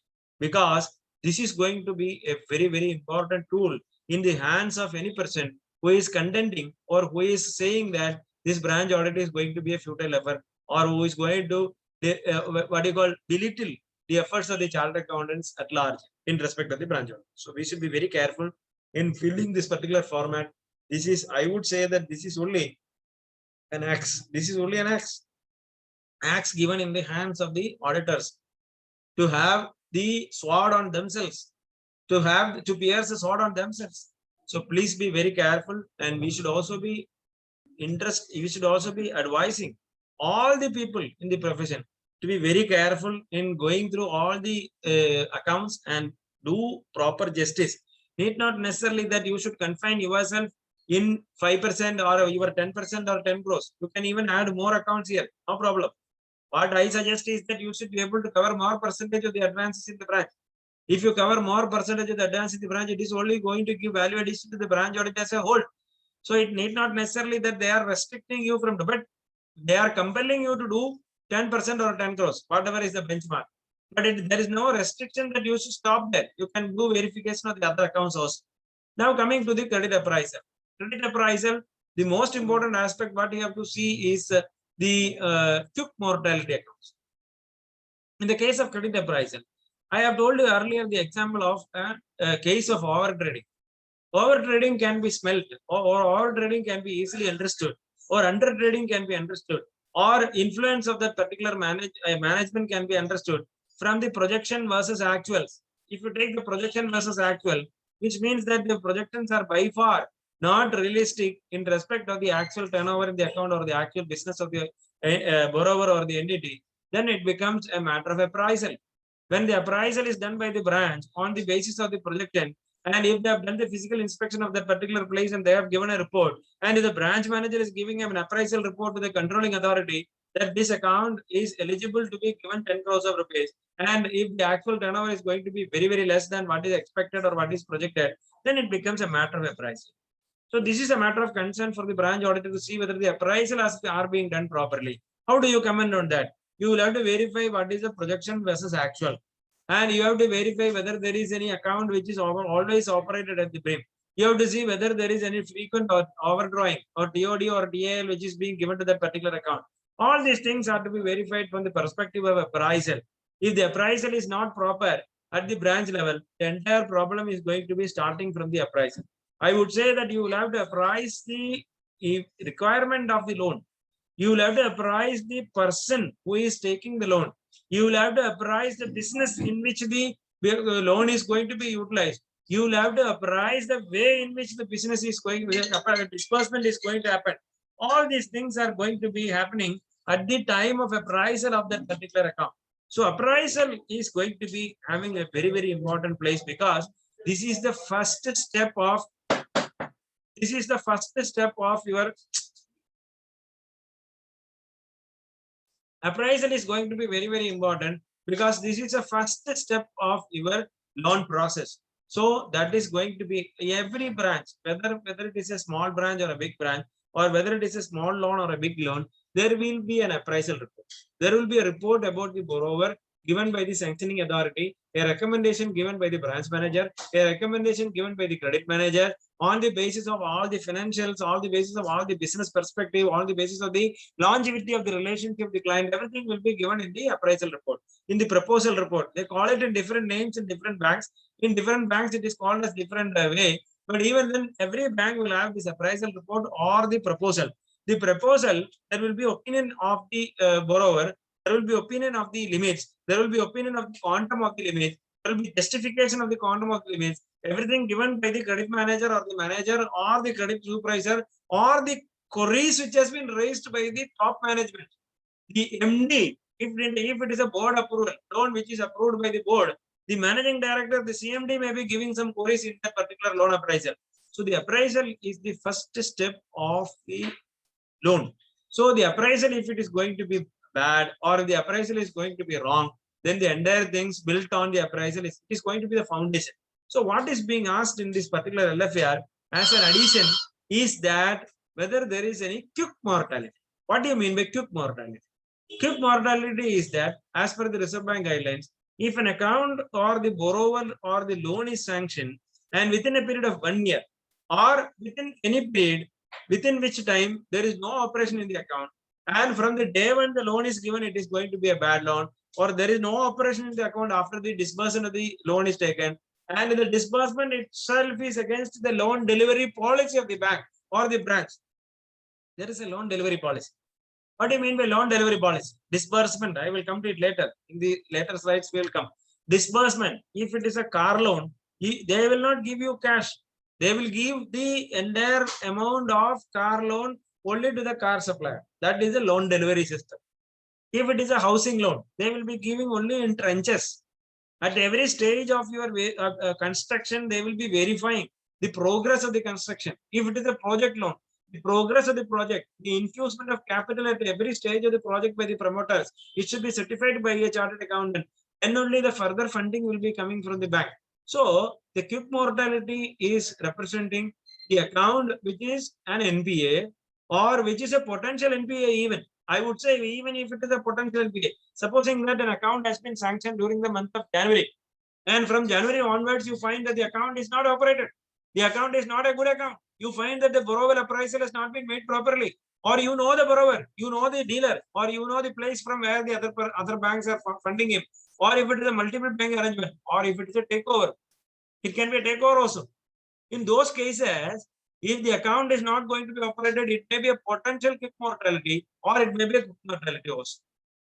So, any account which is having an inherent weakness from the day one of its opening or within 1 year of it becoming NPA is called a quick mortality. So, this quick mortality account has to be verified by the auditor, branch auditor, very, very important. And again, they are asking you to report individually the account name, account number, and the balance at the end. This is again to pin the responsibility on the auditor. If you are not going to report any quick mortality account within this particular column as per the LFAR, then it will become a responsibility on the auditor to say why it does not meet, why he has omitted to verify that, why he has omitted to report in that, because the quick mortality account reports are there available in the CDS. Quick mortality reports are available with the fraud cell.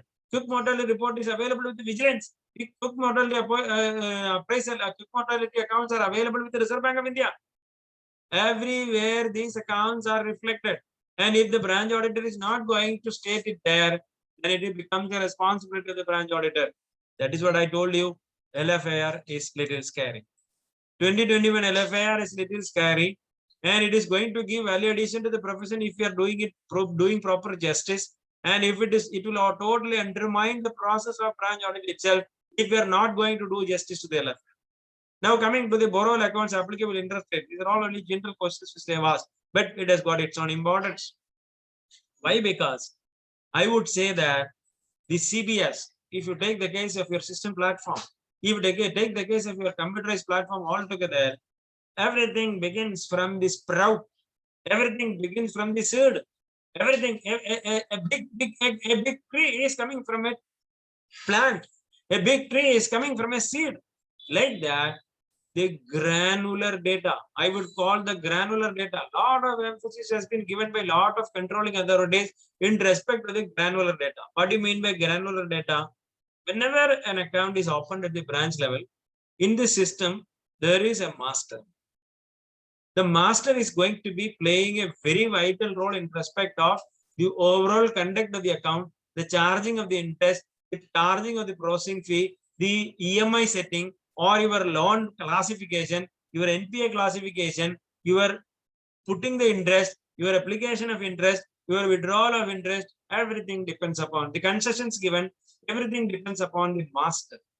So what is asked by the LFAR is that whether the interest rate are properly fed into the system, which means that whether you are to see big loan accounts, you have to see what is the sanction rate of interest and what is the interest which is given in the master.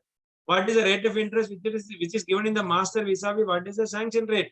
And now you all know that the interest rate is always pegged to the MCLR. So the MCLR, supposing that your MCLR is X and your interest or the loan is sanctioned MCLR plus 2% or MCLR plus 2.5%, which means that this 2.5% is going to be constant. Till the sanction is there, the 2.5% is constant, but MCLR will be always dynamically changing according to the ALM, that is the asset liability management of the bank as a whole. The asset liability management of the bank as a whole is going to determine what is your MCLR, what is your cost of funds, what is your spread, and what is the spread which is required by you. On the basis of that, the MCLR is fixed. So when the MCLR is fixed, it will be always dynamically changing on a day-to-day basis or on a quarterly basis or a different rest, monthly rest or quarterly rest or weekly rest or fortnightly rest. The ALM, according to the ALM, your MCLR will change, but your constant factor will be the other thing. Now we are coming to the interest application. The MCLR plus this particular rate will be the total interest to be applied into this particular account. So what you have to do is that whether the account is a floating rate loan or whether it is a fixed rate. If it is a fixed rate loan, your MCLR is not applicable. It is a fixed rate loan. Whatever is the variation in the MCLR, you are already committing yourself as a fixed rate loan. If it is coming to be the MCLR plus, or a majority of the loans will be pegged to the MCLR. So when it is pegged to the MCLR, whether the feeding of this particular interest in the master is properly done or not, time and again, lot of mistakes have happened in respect of the interest feeding at the branch level. That is why branch audit is going to be very important. That is why Reserve Bank of India once said that the concurrent audit of the branch is more important than the year-end audit, because these are all things which is going to have an impact on the overall profitability of the bank, overall interest application, overall operations of the accounts, overall conduct of the bank as a whole, overall cost of funds of the bank, overall overall interest earned by the bank, overall spread received by the bank. Everything depends on the master. Supposing that I am going to change the holiday, initial holiday. In the case of certain project loans, you will be given sanction 10 crores of loan, and they will say that for first 6 months, it is given as an initial holiday. If the initial holiday is going to be changed to 12 months, what will be the after effect? The after effect is that only after 12 months, the NPA classification will be imposed, or the MPA classification will be connected to this particular master only after 12 months, because for 12 months, it is freezed. So by any chance, if during the process of the account, if the account is going to be changed or the master is going to be changed, then it is a matter of regulatory concern. Then it is a matter of control issue. So that is why the LFAR has fixed the responsibility on the auditor to see whether the rate has been correctly fixed, pegged into the master or not. So what I would suggest is that we can employ some person to see whether the master is fed into, or EMI is fed into correctly, or the rate of interest is fed into correctly in the master or not. Now coming to the interest rate review. So now you have to understand what is a core application of interest. Core application of interest happens if you see the flow of core application of interest. I would start from the core itself. The core will interface with the master, and the application program run from the core will interface or interact with the master residing at the branch level. And on the basis of the master rulings and the master feedings at the granular level, the interest application will be done by the core. So core is only a person who is coming from the head office, or core is coming from, is only carrying an application program, and the schematics and the analogy or the logarithm of calculation of the interest, and it will interface with the branch records, and the interest is applied to the account and it will go back. So the job of the core application of interest is only for the time being to apply interest to the entirety of the account. It may be run, the program may be run at the head office level or at the core level. Core, we do not know whether the core is at head office or any other place. You have got soft side, you have got what you call cold side. You have got dry side. So many sites are there. Hot site is there. So in the computer parlance, there are a lot of terminologies used for the purpose of where the core is residing. So what I am suggesting is that you have to only verify whether the interest rate is properly applied and whether the linking of the MCLR is properly being done. If the linking of the MCLR is properly being done, supposing that at the time of sanction, the MCLR is 4.5% and the spread is 2.5%. So you know that the loan is sanctioned at 4.5 plus 2.5, 7%. Now, if you are not feeding the master, or if you are feeding the master as 7%, then it becomes a fixed rate loan. It is not a floating rate loan. It is not pegged to the MCLR. So what happens is that the loan has to be split into MCLR plus 2.5%. If you are not feeding it into this master properly, then it is going to be a total disastrous in respect of charging of the interest. Whenever the MCLR is changing, the interest is not changing. So that is going to be a regulatory or control issue.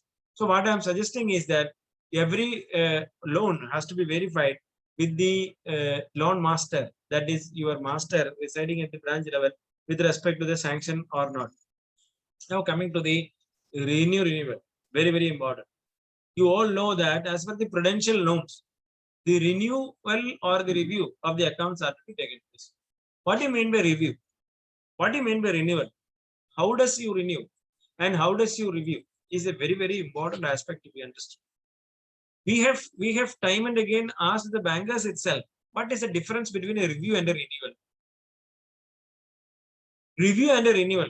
Both are intermittently used at the banking parlance. If you go to the bank, if you go to the branch, if you go to the head office, they will say it is not renewed, it is not reviewed, it is not renewed properly, it is short review, it is ad hoc review, ad hoc renewal. So many things will happen within the bank. But we wanted to ask, we want to only know what is the difference between renewal and review and renewal. And we came to understand that the term loans, supposing that I am sanctioning a housing loan for 15 years, and I am sanctioning a CC account. In the case of a housing loan, the term is fixed for 15 years and the sanction is made for 15 years as a whole with an EMI. And every year the housing loan has to be reviewed. I use the word review. But in the case of a CC account which expires every year, it has to be renewed. So the renewal comes in the case of the expiry of the particular loan. So whenever there is an expiry, a renewal has to happen. So renewal, again, what happens is that especially, I emphasize the word especially during 2021, there will be a lot of instances where there will be lapses on the part of the branch to renew the account.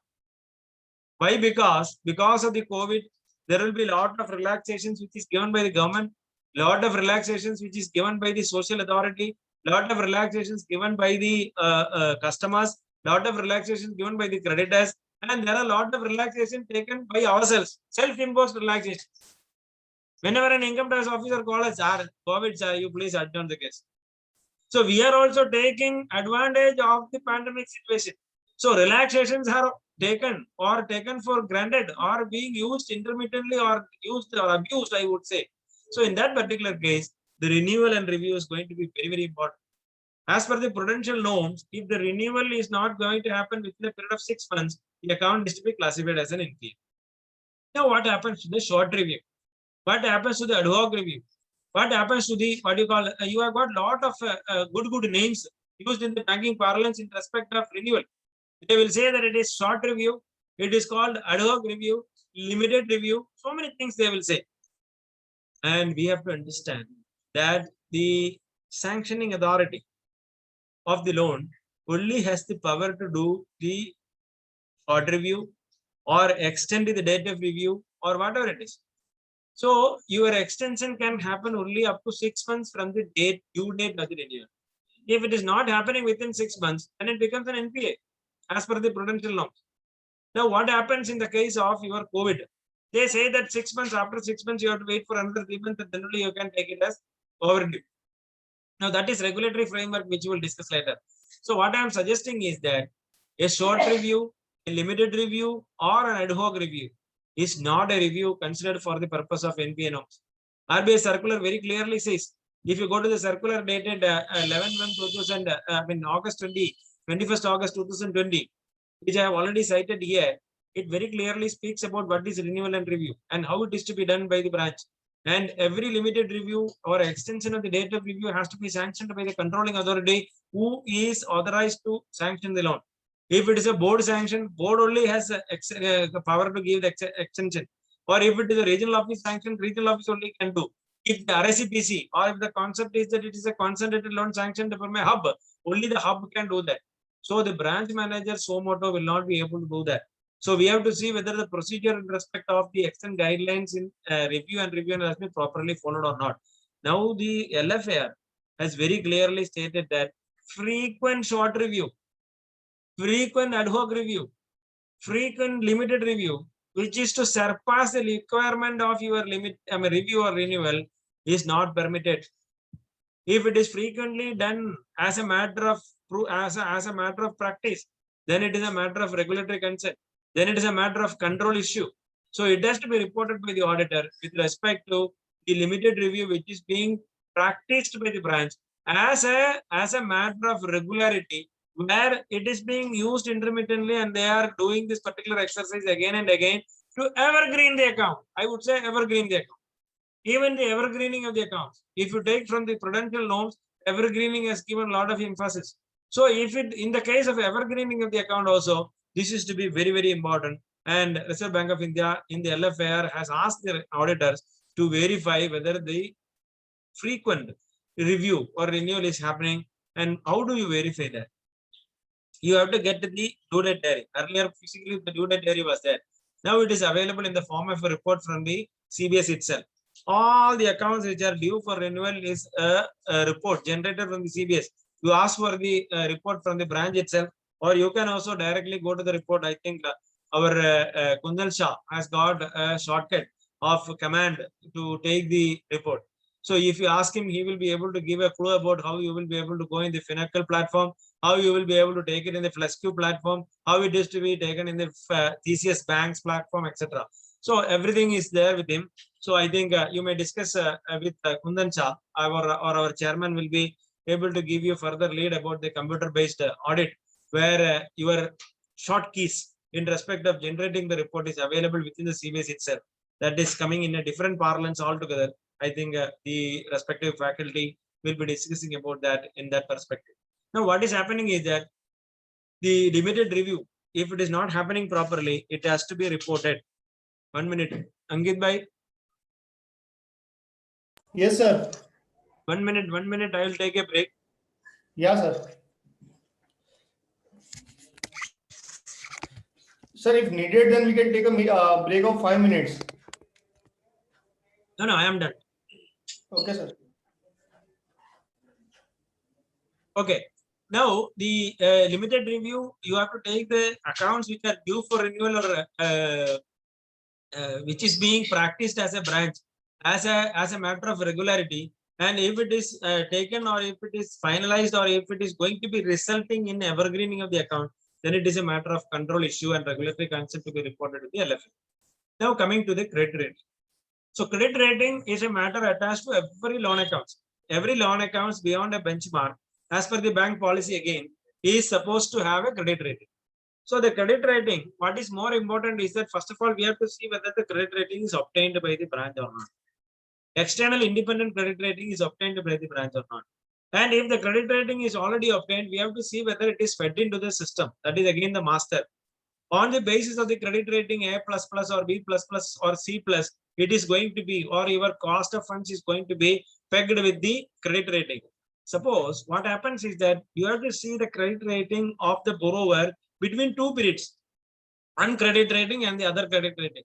Supposing that the credit rating was AA+, and if it is going to be BB+ or B+, it is going to be a matter of control concern. It is going to be a matter of concern to the auditor as to whether the credit rating has deteriorated. That is a matter of concern, although it is in the comfortable level.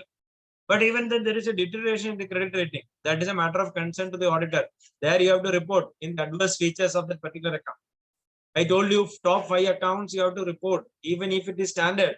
You have to report separately in respect of those top 5 accounts which is having any adversities, or even without adversities, you have to find out some adversities and report. That is what is expected of you in the LFAR. So what is this particular aspect? If the credit rating has come down, earlier it was A++ or AA+ or AAA+, now it is only AA+. Even that is a regulatory concern. Why it has come down? It is a matter of concern to the lender.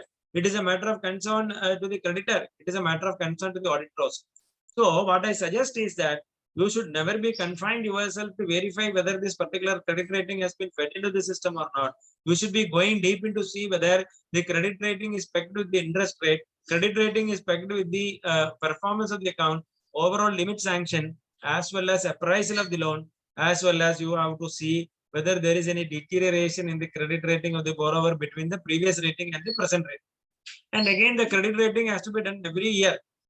In the case of all independent credit rating agencies, they do it meticulously every year. Every year it has to be renewed again. So the credit rating will be appraised by the credit rating agency every year, and they will give a rating every year. So the rating will be sustained or later. You all know Moody's or your Standard Bank. So many things are rating even the country. So like that, every borrower account. But I would say very honestly that credit rating is a very fast process. If you take the case of the CDR account, that is a corporate debt restructuring accounts, which was there, which took away the entire, or which drained away the entire capital of the bank by way of soaps and concessions to the corporates. All the accounts were rated very high by the credit rating agencies. So there was no risk perception given by the credit rating agency at that point of time. So how does it become NPA? How does it become bad?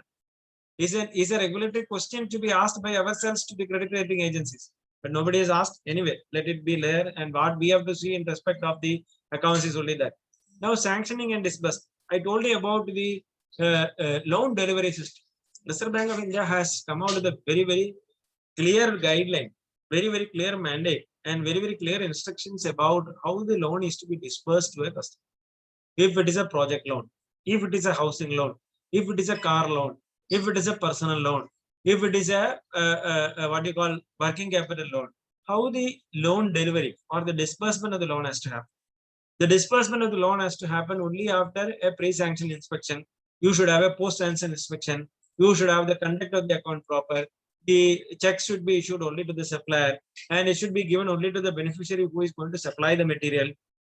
And if it is a housing loan, it should be disbursed only on a part-to-part basis. You have to verify whether the housing loan disbursed is immediately withdrawn by cash by the borrower. If the project loan disbursed is immediately withdrawn by cash by the borrower. All these things are a matter of concern by the auditor. Again, we have to go back to the transaction audit, which we have discussed earlier. The transaction audit includes all these things. Supposing that a person is sanctioned 5 crores rupees loan, and the 5 crores rupees what he has done is that 2 crores he has withdrawn on the next day of the loan disbursement, another 2 crores he has withdrawn on the next, third day, and 1 crore has been withdrawn on the 4th day or 5th day by cash. And the branch has sanctioned this particular thing. It is a matter of transaction audit, and it is a matter of regulatory concern, because the loan delivery system does not allow you to withdraw cash.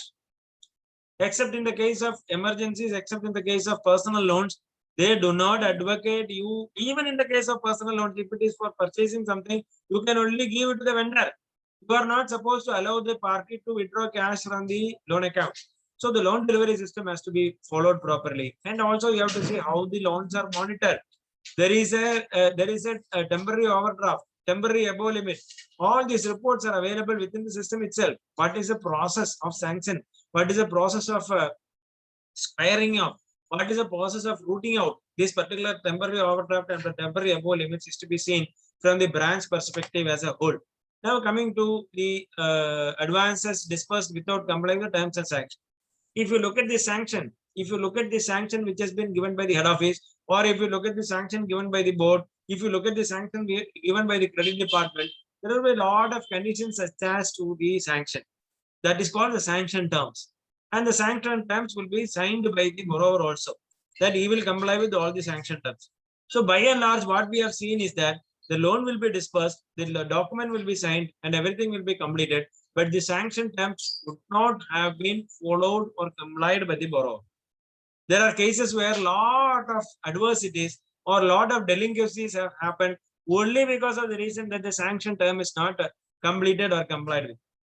I would tell you an example where there was a chemical industry which was sanctioned more than around 50 crores of working capital limit by the branch or the bank. The sanction term was that NOC from the Pollution Control Board has to be obtained. The sanction term was there. The borrower was very good. The loan was given and it was also disbursed, and they could not obtain the Pollution Control Board certificate. And when they could not obtain the Pollution Control Board certificate, the entire industry came to a halt. The business came to a halt. The manufacturing came to a halt. And how, when the manufacturing is coming to a halt, when the business is coming to a standstill, how he will be able to repay the loan which he has already taken?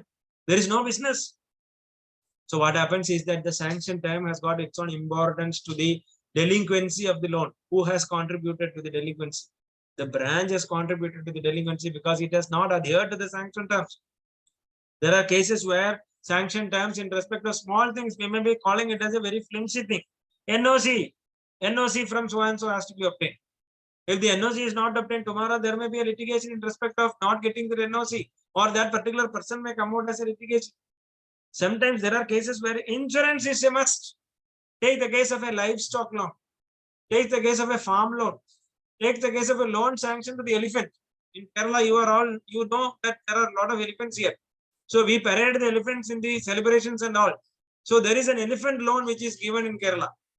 When the elephant itself is not insured, insurance is a basic condition of protecting the risk of the bank.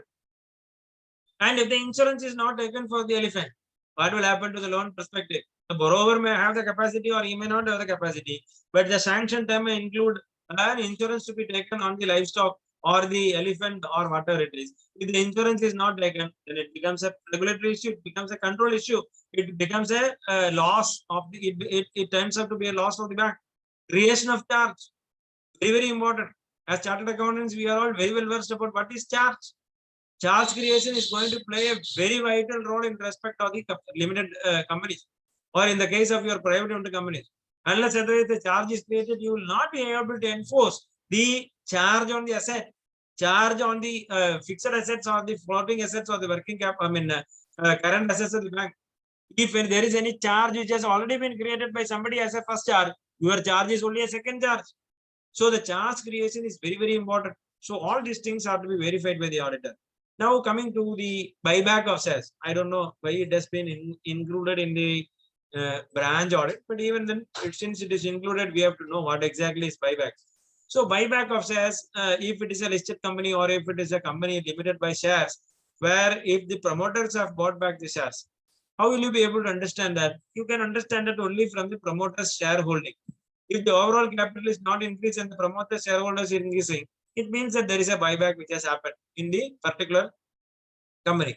In that particular case of buyback, you have to further analyze whether the funds or whether any amount of loan has been given to the company for the or the promoters directly or indirectly for the purpose of buyback of the loan. The disbursement of the loan or loan delivery system, everything has to be verified to see whether if it is matching. If you go to the income tax also, they will ask for the source, they will ask for the immediate source, they will ask for the source of the source. These type of things have to be asked here. You have to introspect yourself, or you have to see whether the buyback financing has been done directly or indirectly by the branch or not. Only those corporate cases where there is a promoter share, change in the promoter share, which has drastically affected or which would have been, it can be infusion of capital, but infusion of capital without increasing the subscribed capital may be only the buyback. You will not be able to get other way out. If only you are going to purchase the shares of somebody else, my promoter share is going to increase without the increase in the subscribed capital. So if the subscribed capital is not increased and the promoter share is increased, it means that there is a buyback. If there is a buyback, you have to see how it is financed. If it is financed directly or indirectly by the bank or the branch as a whole or the bank as a whole, you will have to understand and identify with your forensic audit or your evidential audit or whatever you call it. You have to find out, and it says that it has to be reported. I don't know whether it has got it. Anyway, as a matter of respect to the LFAR, we have to do this. Now coming to the documentation. So documentation again, in the LFAR itself, lot of questions are asked in respect to the documentation. Documentation basically starts from your documentation of the equitable creation of the equitable mortgage. Documentation, there are a lot of cases. If you look at the banking litigation, if you look at the SARFAESI orders, if you look at the High Court orders, if you look at the IBC, that is Insolvency Code orders, wherever we go, it may be a small flaw from the part of the branch to obtain a document, which would have resulted in the total loss of the entire bank as a whole. I tell you a classic example where I told you about a construction company in Mumbai, which was given a huge amount of loan out of the fixed deposit as guarantee of the company. So the private limited company, two managing directors, two brothers, and they were holding fixed deposit to the tune of around 100 to 150 crores. These fixed deposits are of various denominations and various fixed deposit receipts were there. These are put in fixed deposit only to get bank guarantee, performance guarantee for the contract which they are going to get. So this is a standstill fixed deposit which is rolling in the bank branch as a whole. What has happened is that these fixed deposits are intermittently used for the purpose of margin to the guarantees. So margin to the guarantees is being given.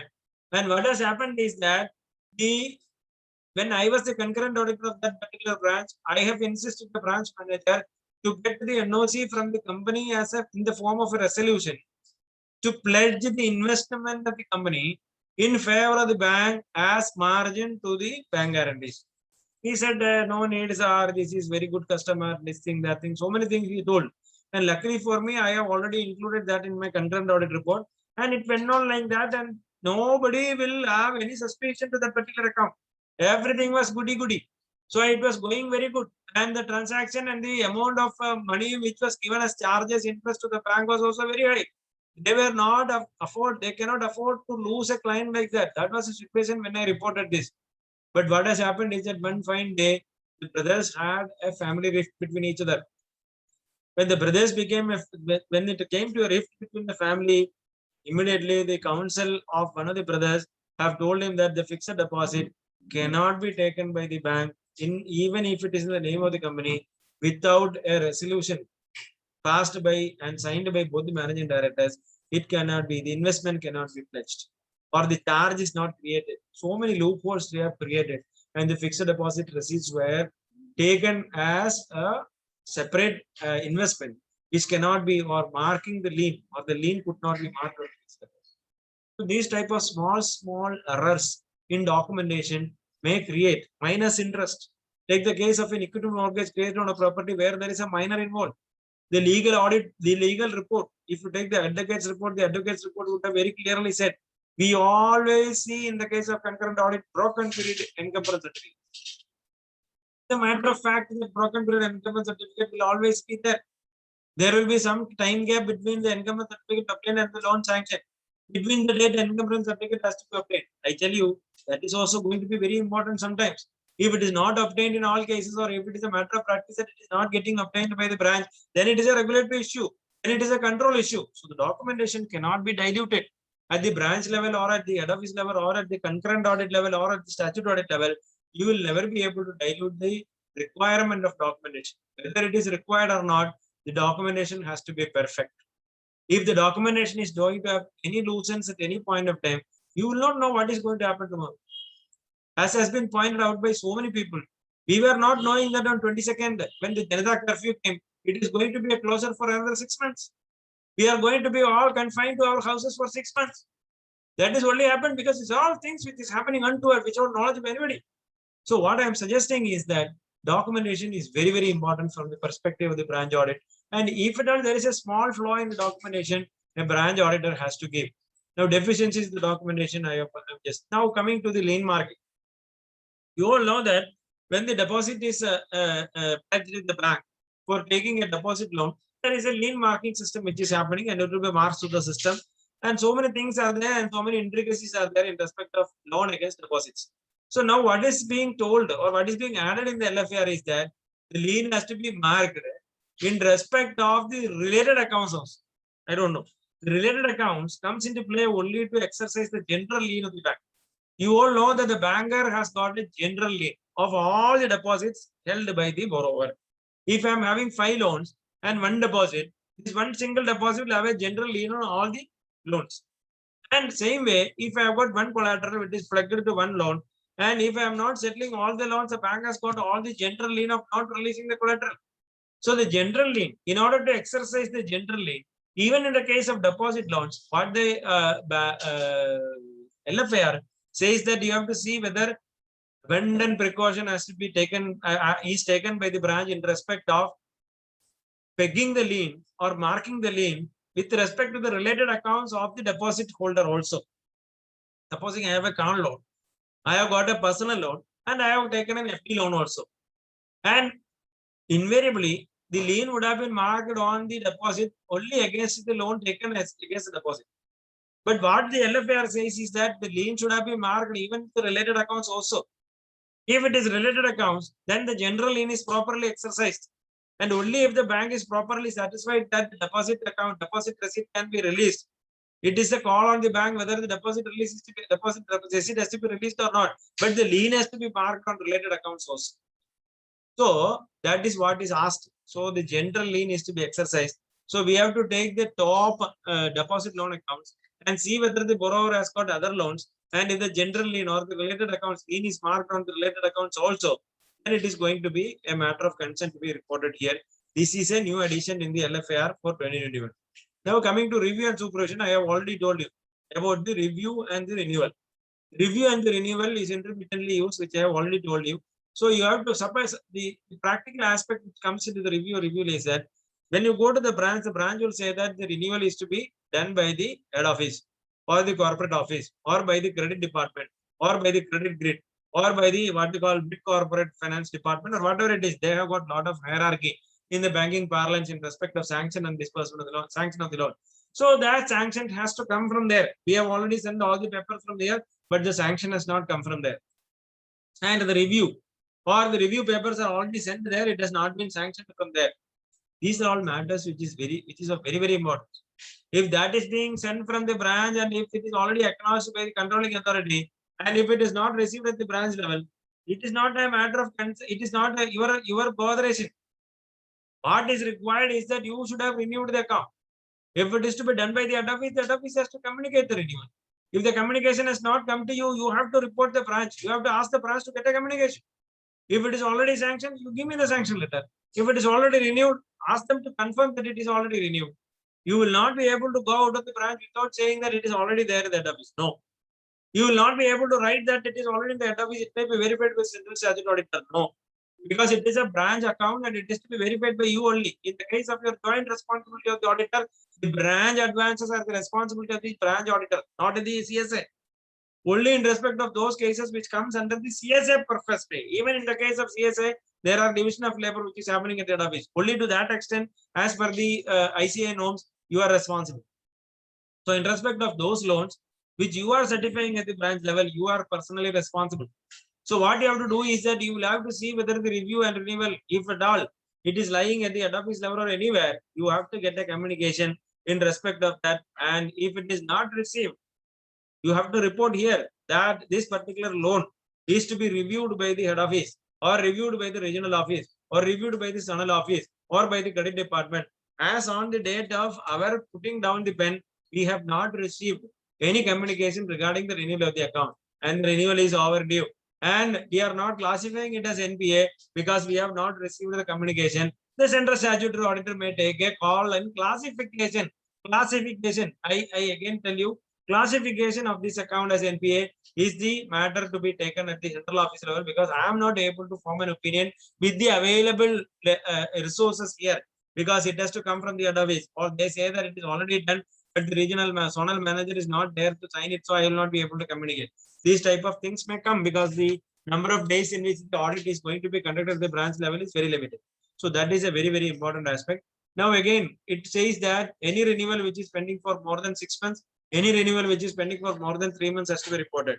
I repeat, limited review, ad hoc review or short review will not be considered here. It is only comprehensive review. If comprehensive review is not done within 6 months, it has to find a place here in this report.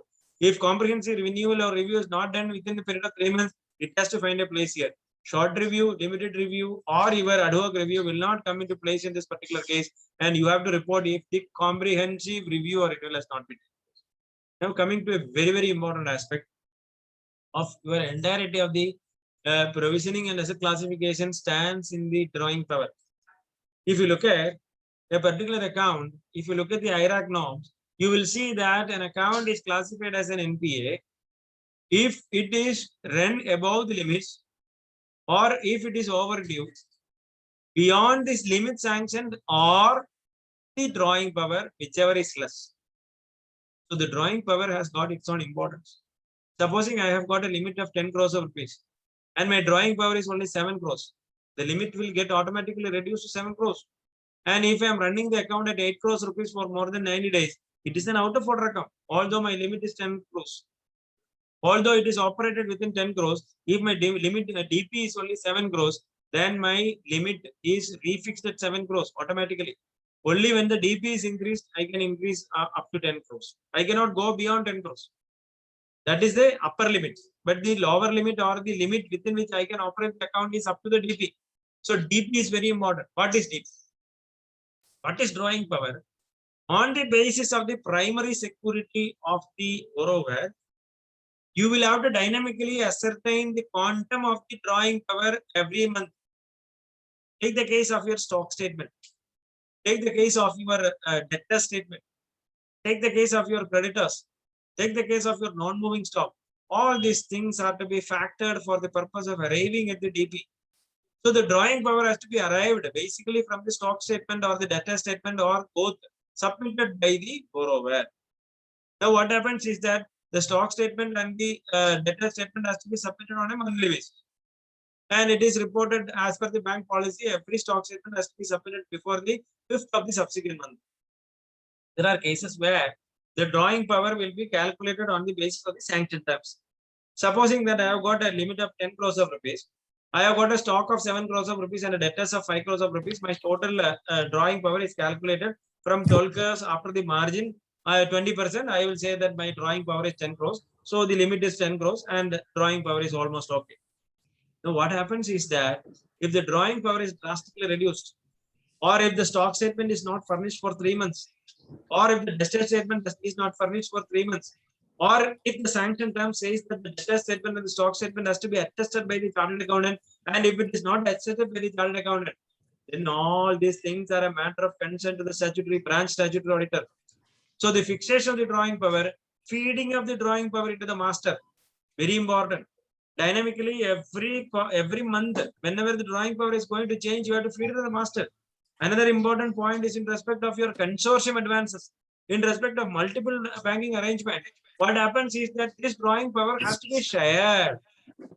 If I have got a total stock of 100 crores and my share in the consortium is 25%, my drawing power is only 25 lakhs. Or sorry, 24 crores, 25 crores. I will not be able to take 100 crores as my drawing power. So out of 25 crores, what is the balance in my account?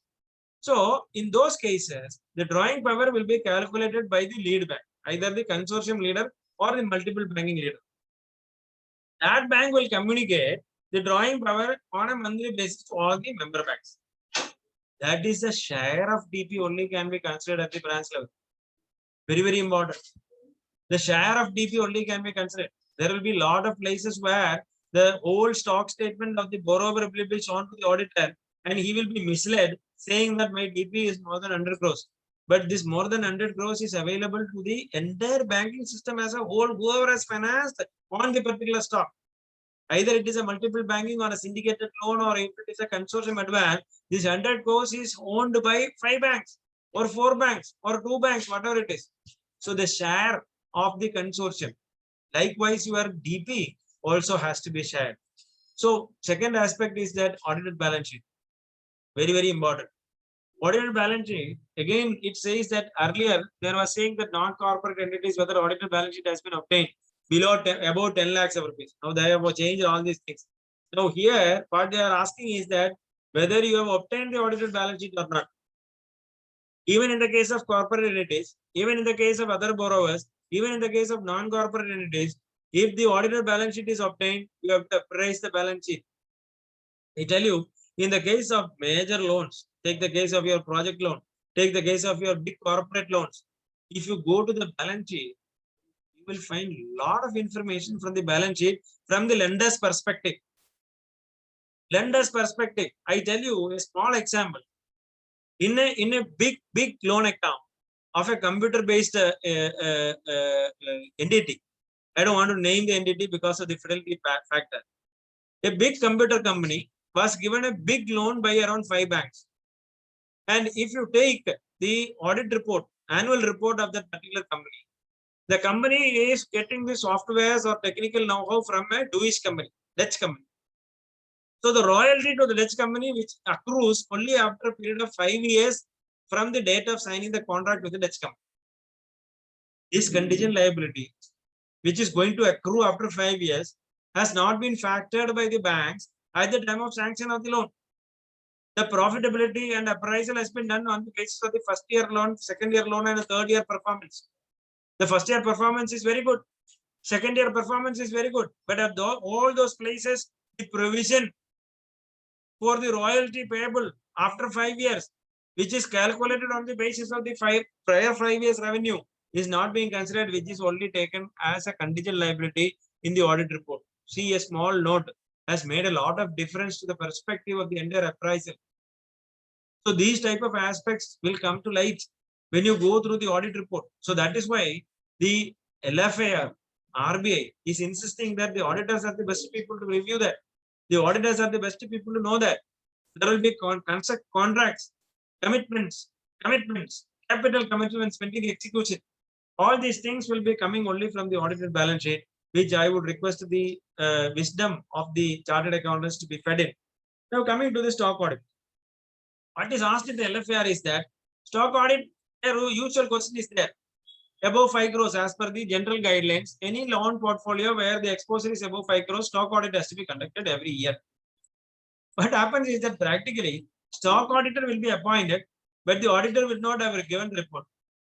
Or the auditor would have given the report, but it would not see the light. Or it would not be given to the statutory branch auditor at least. So there it should be very, very serious. So if the branch, we have seen that time and again, stock auditor is appointed 3 months before. And the branch will say that, sir, the auditor is appointed, grown person, chartered accountant, he is very busy, he is not able to do the stock audit, and the report is not submitted. We have asked the branch, we have directly contacted the CA. He says that the report is submitted 2 months before. The branch is not revealing the report. When the stock audit report comes to us, there are a lot of alarming features which is given by the stock auditor. So what is required is that the system of the stock audit has to be reviewed by the auditor. Appointment of the stock auditor, delivery of the report of the stock auditor. And what LFAR has added this time is that if the stock audit is conducted and if he has given any observation in the stock audit, the respect given to the auditing fraternity has to be understood here. What he says is that the stock auditor is respected here. If the stock auditor has given any comment, adverse features in the loan account, whether the adverse features have been regularized by the branch or not, whether the inherent weakness or the incipient weakness is continuing or not, whether it is a possible threat to the potential NPA, whether it is a potential threat to the bank as a whole, as a lender. So these type of things are to be seen by the auditor. So this whatever given in red is added, which means that they are emphasizing that the observation of the stock auditor has to be taken into consideration by the branch or the bank, and regularization of the observation has to be done at the branch level. If it is not done, if the regularization is not done, it is a duty of the auditor, branch auditor, to report that the stock audit has done in this particular account, the observation given by the stock audit in respect of X, Y, Z has not been complied with the branch. You have to report explicitly here. You have to report here. If you are not going to, if you are failing to report, then it is a matter of a responsibility concern by the branch auditor. So it will tell upon the responsibility of the branch auditor if you are not going to. That is what I am telling you. This LFAR 2021 is discreetly acting, pointing on the auditor. You do this, you do this, you have to report like this, you have to see this, and you have to report to me this. You have to verify this, you report to me like this. It is not a peripheral all-together reporting. It is a pinpoint, it is a focused, it is a accountability report which we are giving. So that is why I have marked it as a red. This is a new addition, which is again focusing on this. Now coming to auditor statements. Now auditor statements, as I have already told you, in the case of non-corporate entities, obtention of the audited certificates are limited to 10 lakhs earlier by the banks generally, but now it is limiting depending on the bank policy. Bank can take its own policy. If the bank is having only corporate loans, they can say that 25 crores is our upper limit or lower limit which you have to obtain the audit statement. So you have to see the bank policy and find out whether it is obtained or not. Now the due diligence report, very, very important. So due diligence report again is added. What is important is that in the case of multiple banking arrangement, in the case of consortium arrangement, every branch, every bank which is into consortium has to give a due diligence as per the Reserve Bank of India guide. So invariably, this due diligence report will not be there at the branch. Even minutes of the consortium meetings will not be available at the branch. So in the case of a consortium loan, in the case of a multiple banking arrangement, this due diligence report is very, very important. One of the reasons which has mooted for the merger of the bank is that the bankers are fighting to each other to support a borrower who is a delinquent borrower. That is a basic moot question or moot point of merger of banks. Leave alone the other aspects. The same borrower is taking the banking system for granted or taking them for granted by the competition faced by the different banks. Take the case of Vijaya Bank, Dana Bank, and your corporation bank now merged together with a big bank. Earlier, the same borrower will be enjoying a facility from corporation bank, syndicate bank, again Vijaya Bank, Dana Bank, etc., etc. And they will be fighting each other to fund him. At the end of the day, everybody will be together to get the loan back, recover the loan back. At the time of recovery, everybody will be together. They will go to his house together, pleading him to pay back the critical amount. But at the same time, when it is coming to the part of giving them, they are all apart. They will be competing to each other and they will be funding him like anything. And at the end of the day, everybody will be together to plead him or going to the feet of the borrower for getting back the critical amount. That was happening earlier. Now, because of the merger, it has come down to a little extent. Now, coming to the inspection, physical inspection. Here again, there are a lot of banks which have waived the physical inspection because of the COVID. There we have to see whether there are a lot of substitutions of physical inspection. Need not necessarily that you have to be physically there. There are a lot of other ways where you will be able to understand. You can go from the GST return. You can go through the income tax returns. You can go through the other personal income tax returns of the partners or the directors. You will be able to know the overall picture. Even if it is not physically verified, you will be able to know what is the stock position by analyzing the purchases as per 2A from the GST report. Purchases of the borrower as per the 2A will give you what will be the stock. Purchases minus sales is the stock. And if it is a borrower who is dealing in only 1 or 2 items which are major items, like the case of iron and steel, cement, all these things you will be able to get now from the company itself what is the total purchases, what is the total sales. If the quantity purchase and quantity sales is reduced, you will be able to know what is the amount of quantity which will be within him. Without conducting the physical inspection itself, virtually you will be able to do the physical inspection through the records available. Yeah, otherwise with you through the GST returns or through the other information which is coming from various other sources, you will have to do that. So what is more important is that if the physical inspection is waived due to COVID reasons, that has to be reported in XY accounts, in accounts 1, 2, 3, 4, 5. The physical inspection is waived by the head office. So physical inspection has not been conducted. However, on our analytical study, we found that the total purchase is X and the total sales is Y, which means that the sales is more than the purchases. So the stock would be lesser than what is being reported as per the earlier stock statement. And there is all potential threat of this particular account. All these things analytically we will be able to verify. Now coming to the substantial deterioration of the value of the security. Earlier I told you about the stock statements and physical verification of the security. Now comes to the case of the substantial deterioration. As per the IRAC norms, if you take 4.2.9 of the IRAC norm circular, the paragraph 4.2.9, what does it say? It says that if there is a substantial deterioration in the value of the security, substantial deterioration in the value of the security will not be considered for the purpose of passing the account through various stages of your classification. Your substandard, doubtful down, doubtful 2, doubtful 3 losses. We need not necessarily that it should pass, it should go through the test of time. Directly you can go to the doubtful. If the deterioration in the value of the security is more than 50%, then it has to be classified directly as a doubtful asset. If the deterioration in the value of the security is more than 90%, then it is to be classified as a loss asset. That is in respect of your IRAC. But here there is a difference. It does not speak about 50%, 10%. It does not speak about your classification. It speaks about only the deterioration in value. What is material deterioration? Substantial deterioration value is a matter of judgment by the branch auditor. The branch auditor has to make a judgment. What is the deterioration in the value? Whether it is 40%, whether it is 30%. Substantial deterioration is only a matter. That is a matter of wisdom. It is a matter of judgment by the auditor. It does nothing. What I would say that there it is discrete. There it is discrete as to for the purpose of your classification. But here the focus is not that. Here the overall internal control, your risk perspective is going to be given here in the LFAR. It says that only substantial deterioration. If you find that even 40% is substantial deterioration in the value of the asset, then it is a matter of concern and you have to report it. Now coming to the next point is that red flagged accounts. In the advanced portfolio, what is more important is that we have to see what is red flag. Red flagged may not be red flag. It need not necessarily that it should be called as red flagged everywhere. It may be early warning accounts. It may be potential NP accounts. It may be SMA 0, SMA 1, SMA 2. That is a general parlance.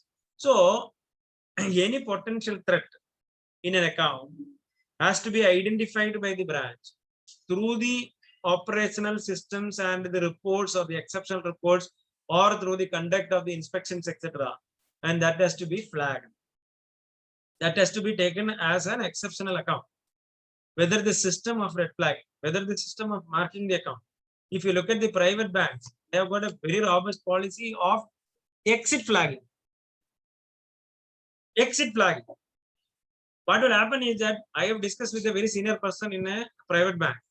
They have a very good policy of exit flagging. Exit flagging means that they will flag this account for exits, which means that they will not give any enhancement in the account, but within the available limit itself, they will slowly start increasing the interest rate.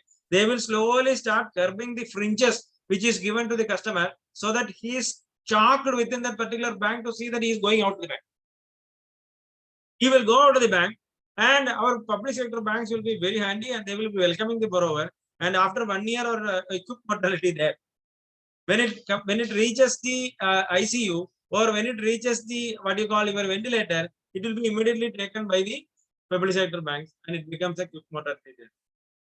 So there is a flagging in the system itself. A flagging process is happening. So you have to find out and analyze how the flagging is happening in respect of the delinquent accounts. There are a lot of methodologies. One of the methodologies, as I told you, early warning accounts is there, potential NP accounts are there. All this reporting system is there within the computer itself. You have to get all these exceptional reports, and you will be able to generate your own reports, and you have to see how it is flagged. And the policy of the bank in respect of flagging has to be understood. If you look at, I have gone to, I think Central Bank of India. If you go to Central Bank of India, if you go to the report menu, you have got a lot of flagging. Flagging happens as a early warning account, potential NP account, the borrower not in station account, NRI borrower account. A lot of flagging is there. From the flagging itself, you will be able to analyze the risk perspective. Take the case of an NRI who has been sanctioned a huge housing loan.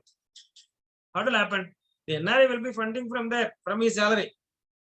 And the regularity of this funding will be there, and he will be, the moment the salary is received abroad, he will be funding to the EMI, and it is going very, very good. What happens to the COVID? Whether he has lost the job there, whether he has come back to India, whether the account has become a delinquent account. This is a flagging. There comes the early warning flagging. Supposing the account will be given lump sum deposit, there will be overflow. We will call it as overflow. Supposing the EMI to be paid is 30 EMIs, you would have paid 45 EMIs. That is called an account of overflow. Even in the case of overflow, there will be a possibility of delinquency in the case of those where the flagging is to be done, or the flagging has been done. Take the case of your SMA, that is special mention accounts. Reserve Bank of India has come out with a guideline where there the delinquency is between 0 to 30 days, it should be classified as SMA 0. 31 to 59 days, it is 60 days, it should be classified as SMA 1. 61 to 90 days, SMA 2, and after 90 days, it is NPA. We all know that. So that is also flagging. So you have to see what is the flagging policy of the bank as a whole, whether the red flagging has been properly done or not. If it is done, what are the accounts which are red flagged? You have to give more emphasis. You have to bestow your total attention to those accounts and see whether there is any potential threat to the bank in respect of the loss, or the provisioning, or the income recognition, or if it is going to be totally a loss asset or not. Now comment on the adverse features of the 5 top accounts. Very, very important. I told you in the beginning itself is that this LFAR is scary. This LFAR is scary because it is putting the responsibility, accountability on the auditor. You have to report. There are a lot of auditors who will do everything, who will do all verification. Meticulously, they will go through the entire accounts. They will tag accounts, their audit evidences, audit documentation, everything will be perfect, but they will not give any report. They will not utter a single word about the delinquencies or discrepancies. If at all, the branch manager may be restricting you to give a report. There are cases where the branch manager restricts you to give a report. I would suggest that we have followed a system that we will append, we will attach an observation of verification of top accounts in the main report itself, not in the LFAR. I would request you to make the observation list, whatever is that you are observing, from the understanding of the entire perspective of banking, from the understanding of the entire control initiative of the banking, from the understanding of the entire IRAC norms, from the understanding of the business of the customer of the bank. You can have your own perception about the account, whatever is the perception. whether it is negative or positive, you will be able to take it as in the form of a report, and you are now required, insisted, instructed rather, to give a report on 5 large accounts. This has nothing to do with your earlier 10%. Earlier 10%.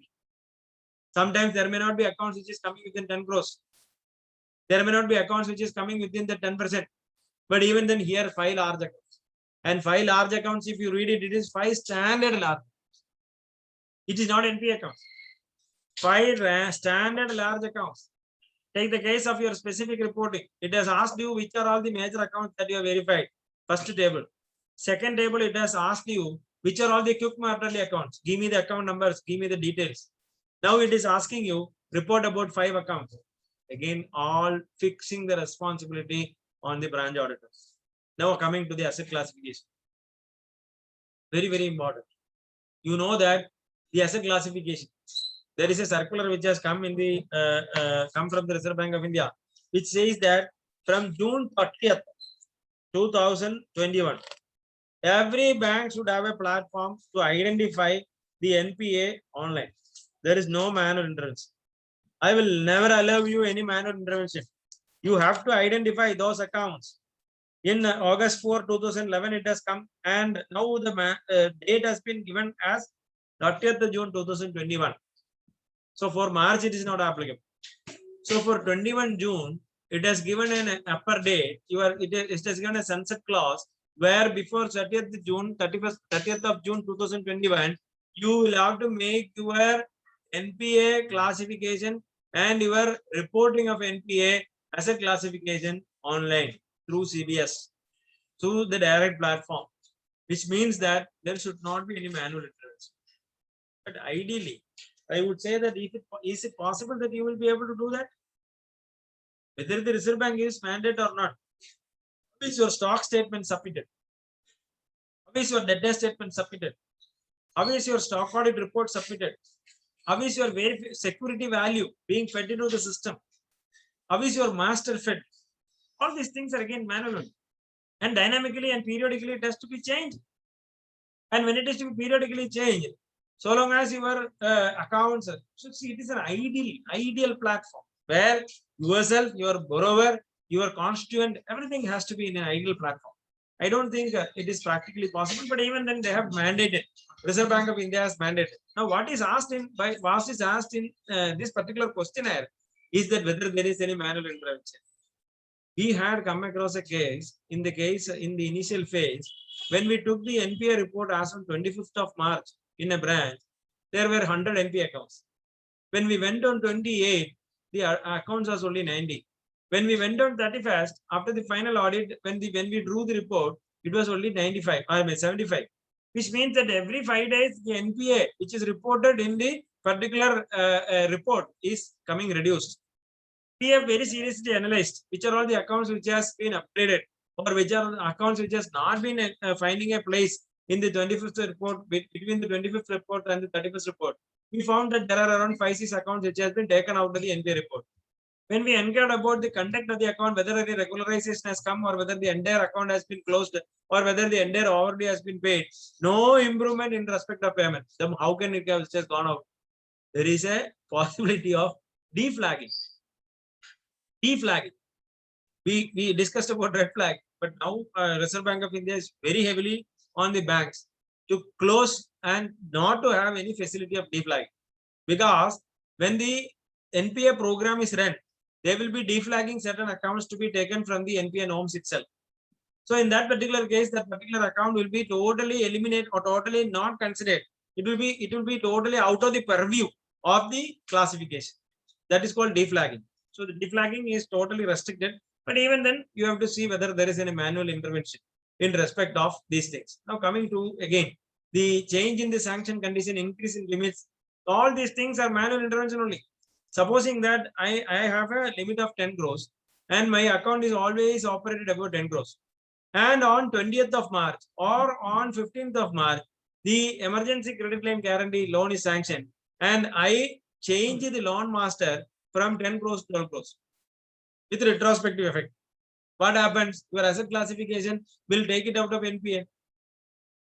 What is the real aspect? It is not out of a genuine credit. It has come out of a fresh loan sanction. So it has to be classified as NPA. Likewise, the manual intervention in the master of classification, you have to see the drawing power. If the drawing power is not properly fed into the system, then it becomes an NPA, but it is not an NPA as per the system. Why? Because the drawing power is not fed in the system. If the stock statement is not submitted for more than 3 months, what happens? The drawing power is not there. As per the Reserve Bank of India guidelines, if the stock statement is not submitted for more than 3 months, then the stock is to be reckoned as nil. If the stock is reckoned as nil, your drawing power is going to be nil. When the drawing power is nil, your account is always, operated out of the above the limits or the drawing power. It tends to be an out of order NP. So, what is more emphasized here is the manual intervention. If you find that the manual intervention has changed, the manual intervention, what is very easy. What you have to do is that you draw the report of NPA as on 20th March, 25th March, whatever date. You take a decision by yourself. Your own wisdom will prevail there. You can take 3 NPA reports and find out what is the difference between 3 NPA reports and verify those accounts which are skipped from first report and second report and second report to third report. If there is any improvement, whether the improvement is genuine or not. If it is not genuine, there is a manual intervention. Very clear. If an account is having the same characteristics as on 20th March, and if the same delinquency is there in that account, if it is finding a place in the NPA report as on 20th March, and if it does not find a place in the NPA report as on 31st March, there is a manual intervention for sure. How come they will be able to take it account? Because system doesn't know. Gijo, garbage in, garbage out. Only when the garbage is fed into the system, garbage is going to come out. Or rather, I will say that if you feed garbage in, it will throw you garbage out. So the system does not have the analytical skill. System will only do according to the command given to the system. So you draw the report for 3 days and find out whether there is a manual intervention or not. Now classification of SMA 0, SMA 1 and SMA 2. What we have to do is that the potential NPAs can be very well understood from SMA 2 accounts itself. Take the report of SMA 0, 1 and 2. Take the report as on January. Take the report as on February. Take the report as on March. Take the report as on 20th March. Take the report as on 31st March. Easily you will be able to understand which are all the accounts which is having a potential threat. If it is SMA 2 continuously and the branch is continuously showing it as SMA 2 without classifying it as NPA, it is a matter of concern to the branch auditor. What is expected is that SMA 2 is between 61 to 90 days. If SMA 2 is there in the account classified in the SMA 2 category, it can reside in SMA 2 category only for 30 days. As per the norm, we all know that SMA 2 category can be there only for 30 days. If the account is going to be residing in SMA 2 category for more than 90 days, what does it mean? It is hiding of NPA. So what you have to see is that the classification of the account as SMA 1, 2, 3, well, SMA 0, 1 and 2, whether it is done properly or not. Please draw the report physically and find out whether the difference or whether the accounts, what are the accounts which is finding a place in these reports and whether the improvement is there in the account, whether the natural migration, we call it natural migration. An account which is having a delinquency, constant delinquency, has to naturally migrate. We take the case of your education institution. First standard students, 90% of the first standard students has to migrate naturally to second standard. Like that, the majority of the accounts which is in SMA 0 has to naturally migrate to SMA 1 after 30 days. And likewise, it has to migrate to SMA 2 after 60 days. So if the natural migration is not happening, it is a matter of concern to the auditor. So SMA 0 is only 30 days. So the natural migration has to be verified there. Now again, it has to be very clearly reported by the auditor in respect of the upgradation and the downgradation of accounts above 10 crores. See the way in which the LFAR has put the accountability on the audit, discrete accountability. You will never be able to go out of this LFAR. You cannot entrust your boys to do the LFAR because the responsibility is cast on you. Now you are asked to say 10 crores. If any account above 10 crores is upgraded or downgraded. Earlier, our concern was only upgradation. Now the concern is also on the downgradation. See the difficulty. Earlier, if it was classified as an NPA, and if the bank also permits or bank also accepts that it is classified as an NPA, then it was not a matter of regulatory concern, or it was not a matter of much importance to the branch auditor or the bank. Bank may have some importance, but branch auditor, the risk is not there because it is already classified as NPA. But here, what they are asking is that even in the case of those accounts about 10 crores which is downgraded or upgraded, you have to make a report. In your opinion, now classification purpose, very discreetly they are pointing on the auditor. If an account, take the case, they take the NPA statement. Any account, if it is there about 10 crores of rupees, which is classified as an NPA during the year 2021, it is a matter of concern to the auditor whether it is properly classified. How will you do that? Whether the NPA date is correctly mentioned. Whether the NPA, invariably what happens is that the NPA date is reckoned by the banks as a year quadrant. If it is NPA as on 30th of October, it will be considered as NPA only on 31st of December. So the date of NPA has got a vital role to play in respect of your provisioning, asset classification, income recognition norms. So what happens is that the date of NPA is invariably wrong. So what happens is that you have to see if it is 10 crore and above, whether it is downgradation or upgradation. The auditor has to see whether it is properly done as per the Reserve Bank of India guidelines or not. Do a reporting here. They are asking you specifically. You cannot escape. You will never be able to escape. Supposing that if there is a loan account which is about 10 crores downgrade, you have got an NPA movement account, NPA movement analysis, NPA movement report is there. Invariably, I think majority of the banks are getting it attested by the branch auditors. NPA movement report is there. That is opening balance of NPA, number of accounts and total amount, and add NPA which has come into the new, that is newly added NPA, less upgraded NPAs, closing balance of NPA, recoveries. So all these same things will come, number of accounts as well as the amount, and it has to match with various other returns whatsoever. So what I'm telling you is that in this particular case, if they find that the NPA movement analysis, if any account is about 10 crores of rupees, they will have to see, and they will see whether it has been reported to the LFAR. If it is not reported in the LFAR, it is a matter of responsibility to the branch auditor. Why you have not reported? We have very specifically asked you to do this particular reporting. Why did not you do it? What was your opinion? What was your judgment in respect of your 10 crores upgradation or downgradation? If you are not going to put your hands on that, it is a matter of regulatory concern on you. As a branch auditor, it will be a regulatory concern on you. That is what I told you, that the LFAR is carrying. Now again, whether the branch has reported accounts restructured, coming to the regulatory framework 1, 2, 3, 4, 5, it has said that any replacement or restructuring only has to be reported and no downgrading, nothing. During the COVID period, lot of relaxations has been given.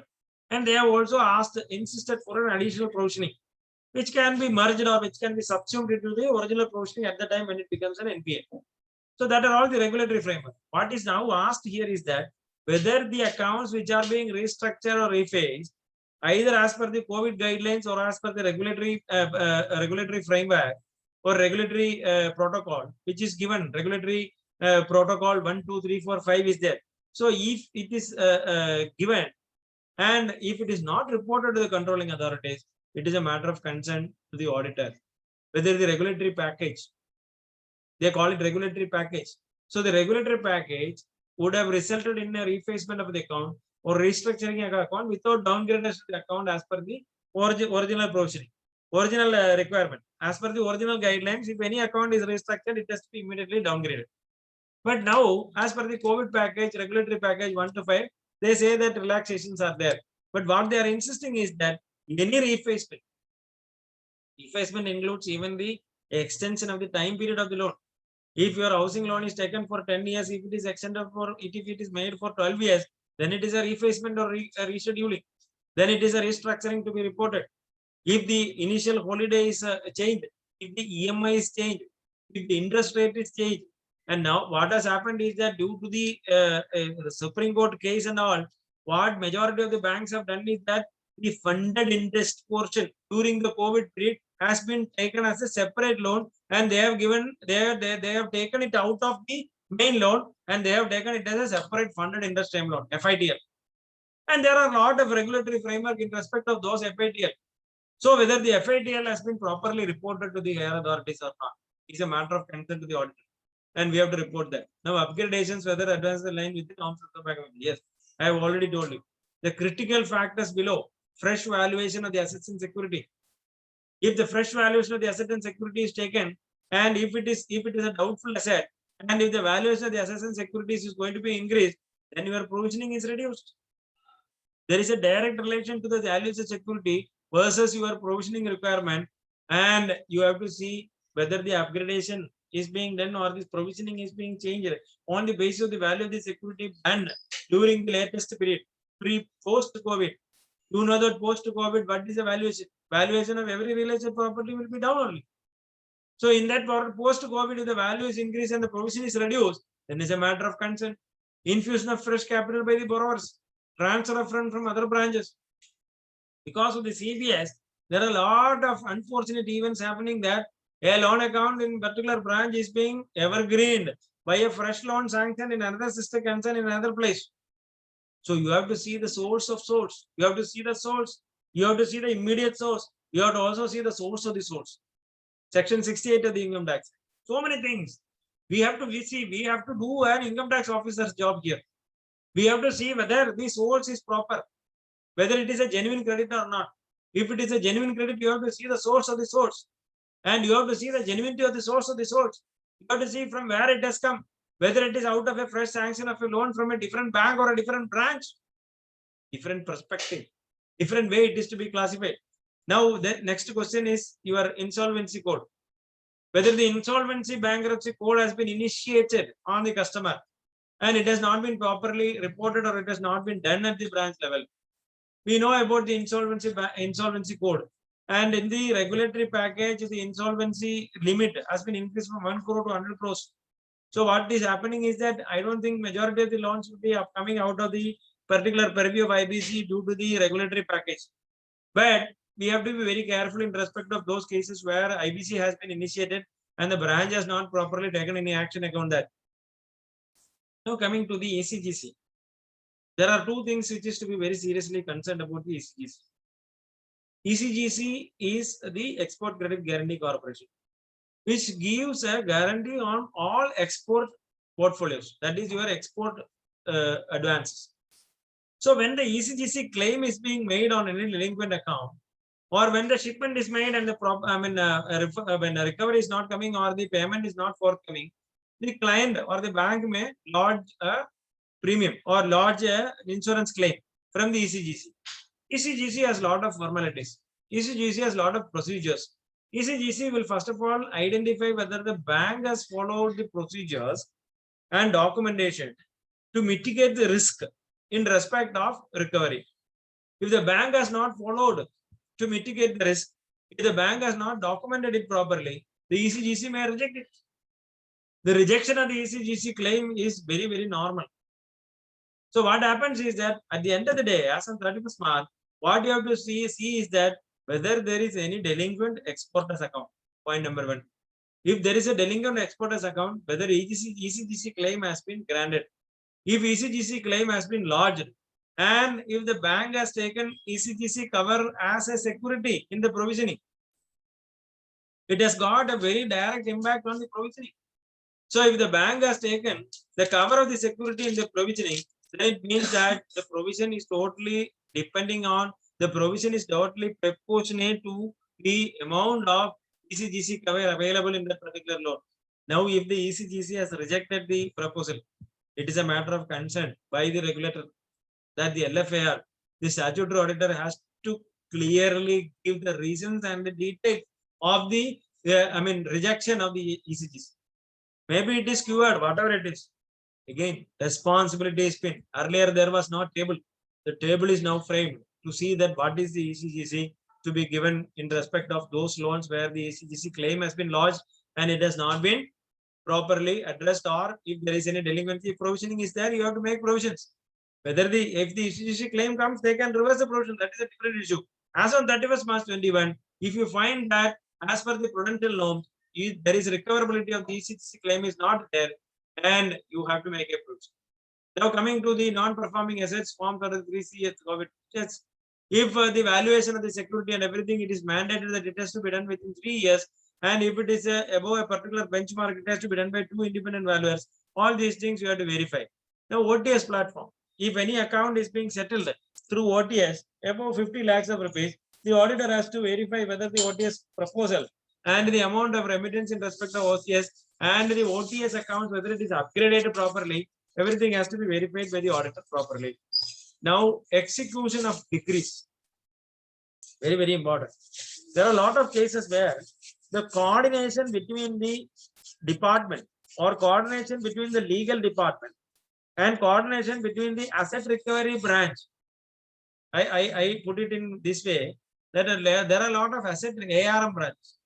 Every bank has identified asset recovery branches. Asset recovery branches are those branches which are focusing only on recovery. So when the recovery is the focus, what happens is that the legal pursuit and the legal things will be followed up and proceeded by the asset recovery branch. But the brace branch is the responsible bank to initiate any proceedings. Very, very important.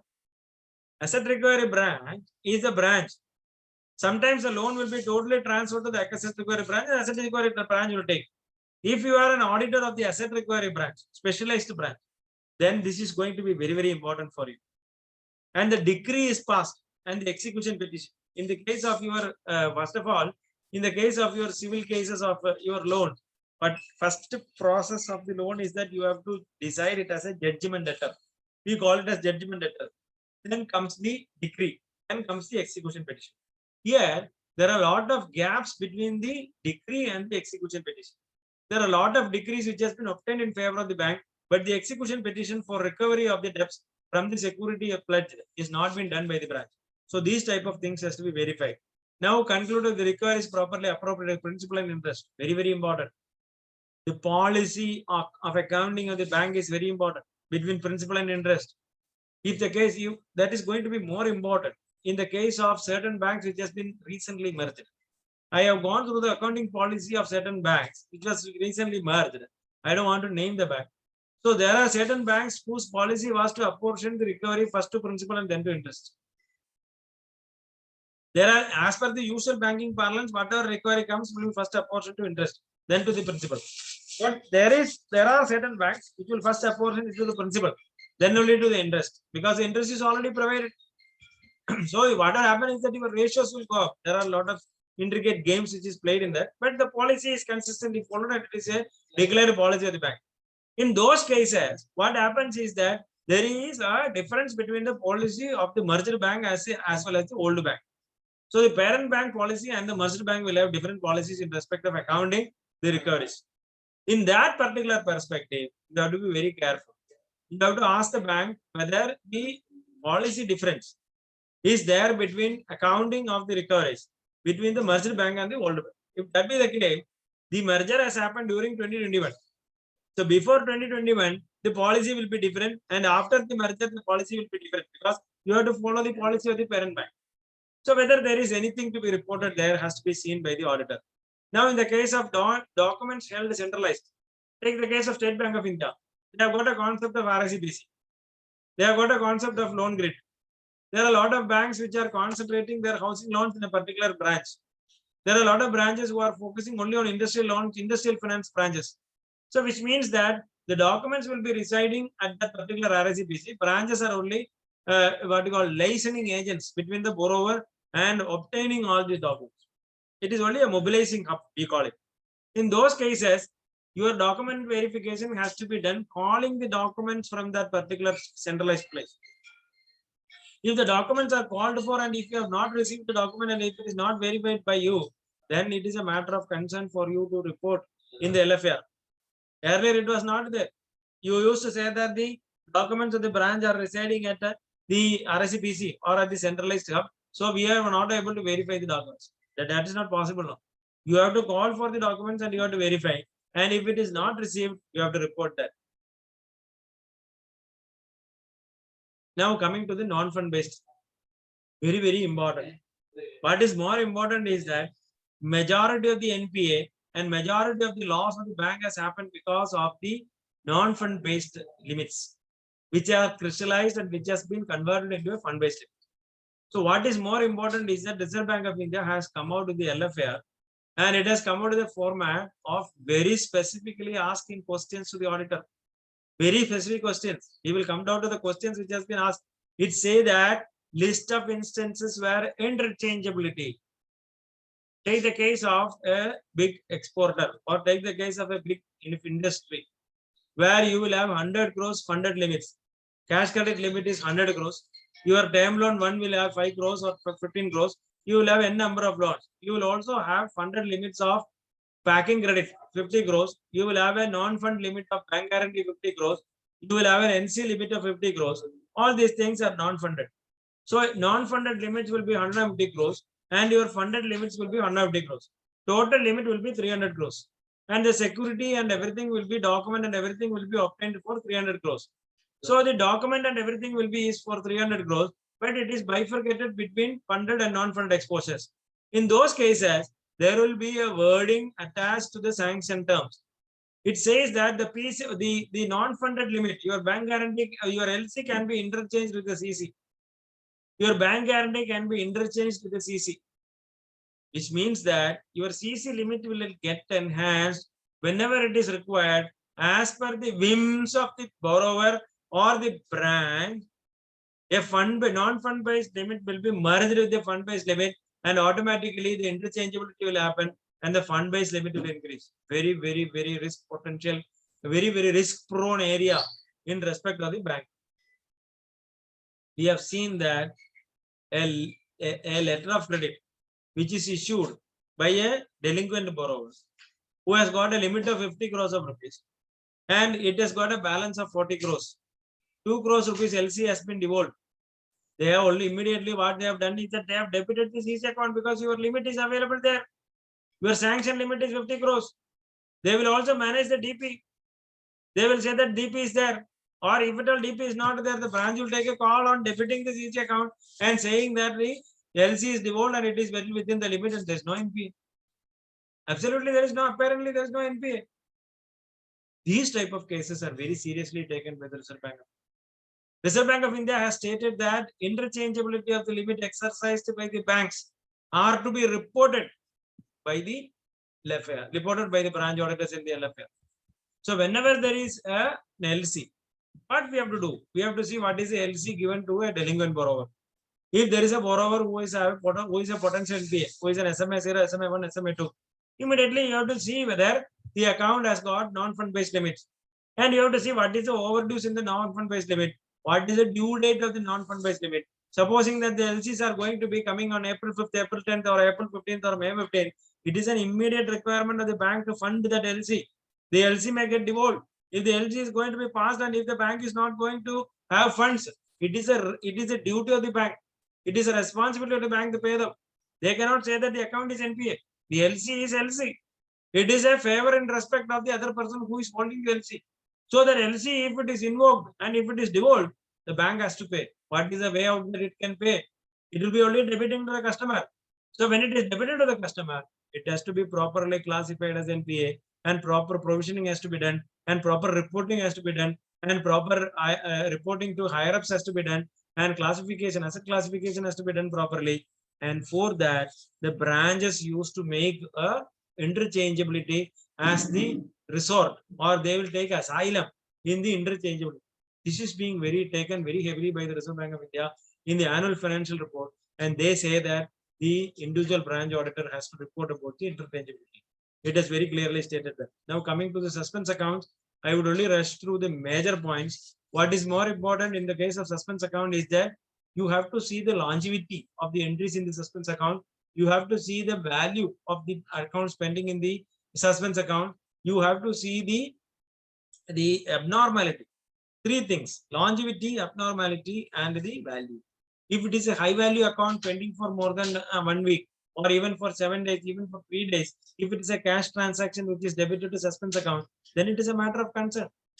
If it is a low value item lying for a long period of time, it is a matter of concern. Longevity, the amount lying in the suspense account has to be verified from three perspectives. One is the longevity, other is the high value items, low value item, materiality. Third is the abnormality. Printing and stationery or the assets purchase, fixed assets, furniture purchase, 15 lakhs of rupees, debited to suspense account. It is abnormal. How can you purchase a chair without sanction? Without proper sanction, how will you be able to make 15 lakhs payment to a vendor? So these are all things which is a matter of concern. So in the case of suspense account, we have to see whether it is recoverable. Any debits also comes under the IRAC norm. If it is not recoverable, provision has to be made and MOC has to be given. Now, intangible assets given. Okay, take the case of your cash losses. Daily cash losses will be debited to the suspense account. It is an intangible thing. You are not going to recover that. So in those type of cases, you have to report that. And if it is to be passed as an MOC, you have to pass it. Now, identification of the account. What is more important here is in respect of your minimum balance charge. I don't know how it has been taking a place in the branch statutory audit because it is purely a matter of concurrent audit. But anyway, the circulars have been given by the Reserve Bank of India stating that the minimum balance charges have to be collected from the customer only on the basis of the guidelines of the bank. 1 minute, please.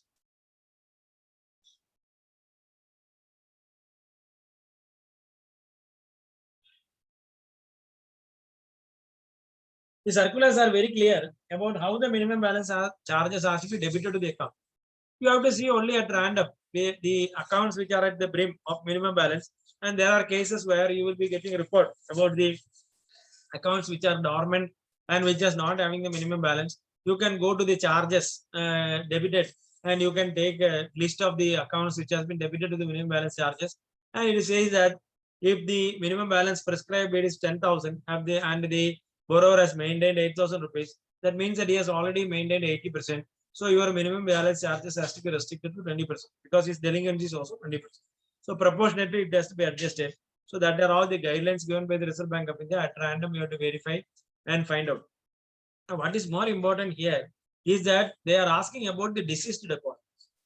There are a lot of cases which has happened in respect of deceased deposits. You all know that depositor, when he is going to be deceased, the nominee has to be there. If the nominee is not there, the bankers would have given it to one legal heir. So questions have been asked and litigations are on the bank in respect of deceased depositors of huge amounts. We have got a very big case in Mumbai in respect of a deceased depositor. He was not having any legal heirs. He was not having any issues. He was a chronic bachelor who died in the flat, and even the dead body is identified only after 3 days. Somehow he died. Around 300-400 crores deposits were there in the bank. The bank, what they have done is that immediate relatives came and they have done all the rituals, and there were some influential people in that relatives, and they have transferred all the deposit in favor of that particular relatives. And again, the original son or the adopted son, so many people came into the picture because you can imagine what is the plethora of the litigations which can happen on 300 crores. So even today, the bank is now to mitigate the loss of all the legal heirs because the money is already gone from the bank. Every person who is coming as Tom, Dick and Harry coming as the legal heir of this particular person, the bank has to pacify him and he has to legally fight with that particular person. Imagine the plight of the bank. So what is being asked here is that in those cases where there is disease, what is a policy? What is a procedure?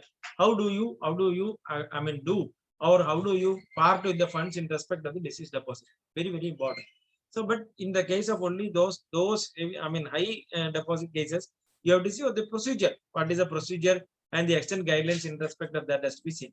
Now the gold bullion. We all know that the gold and bullion is not there at the branch level at all. But there are certain branches which are doing metal desk. Metal desk is there. That is, metal loans are being sanctioned by the banks. Big banks. I think Ahmedabad also there are metal desk branches. So the branches will be only dealing. They will be importing bullion and they will be giving it to the jewelers, or they will be giving it to the exporters. That is ornament exporters.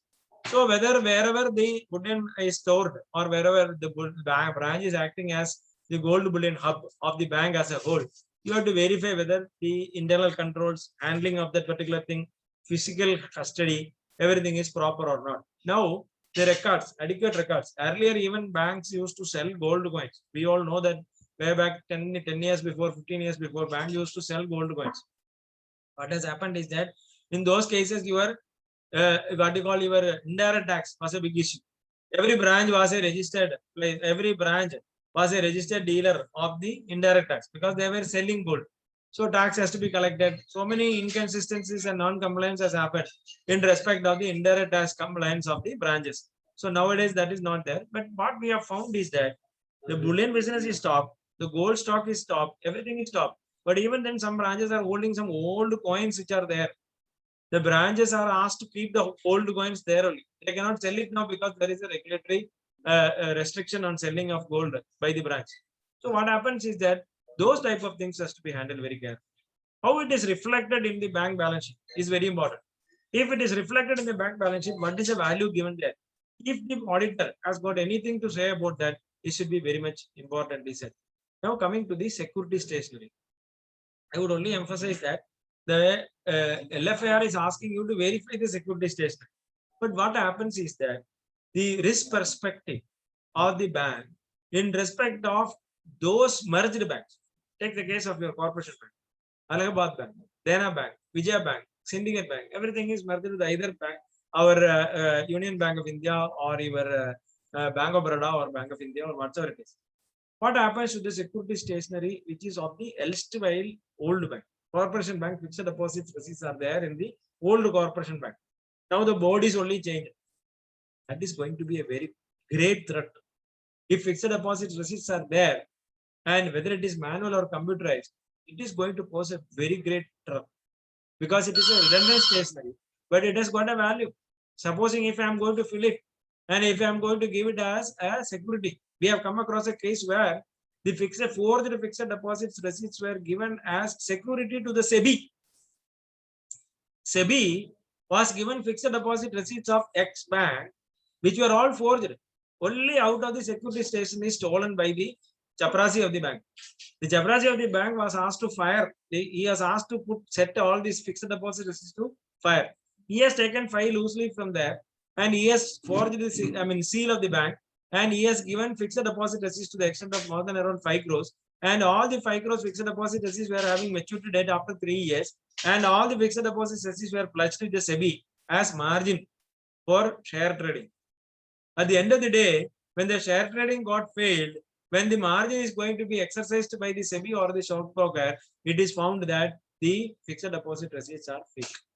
So now, if you are going to a branch which was erstwhile, a corporation bank or syndicate bank which is small merged with the new bank, there may be, I am only taking a chance, there may be security stationery which has to be immediately destroyed. And if it is there, it has to be reported to the Central Statutory Auditor as well as to the regulator, because tomorrow, if a fraud is going to happen in that particular respect, the branch auditor, whether they will see whether it is reported in the LFAR or not. Now, these are all things you are regularly doing, whether the reconciliation is properly happening. Now, coming to the IS audit.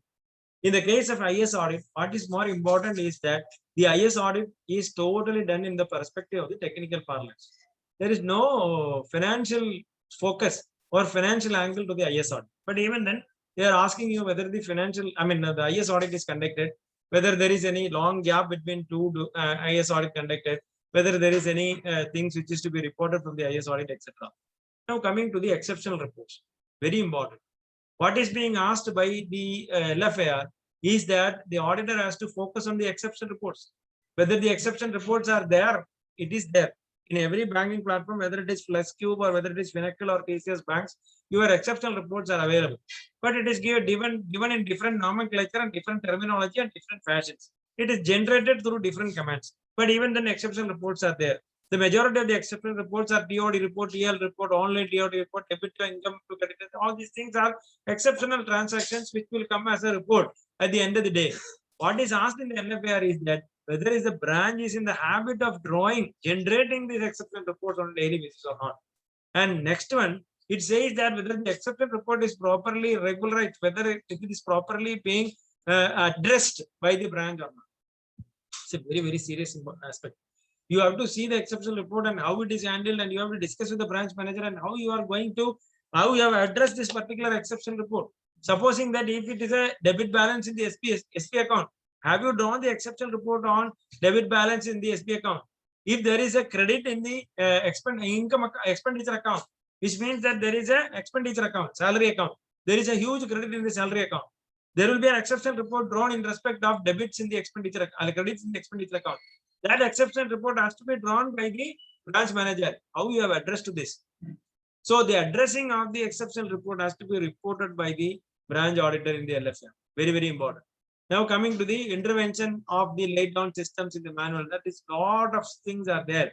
MIS platform is there, where lot of MIS, supposing any amount of data which is fed into the master has got an impact on the reporting as well as impact on the entirety of the integrity of the data. They have asked about integrity of the data.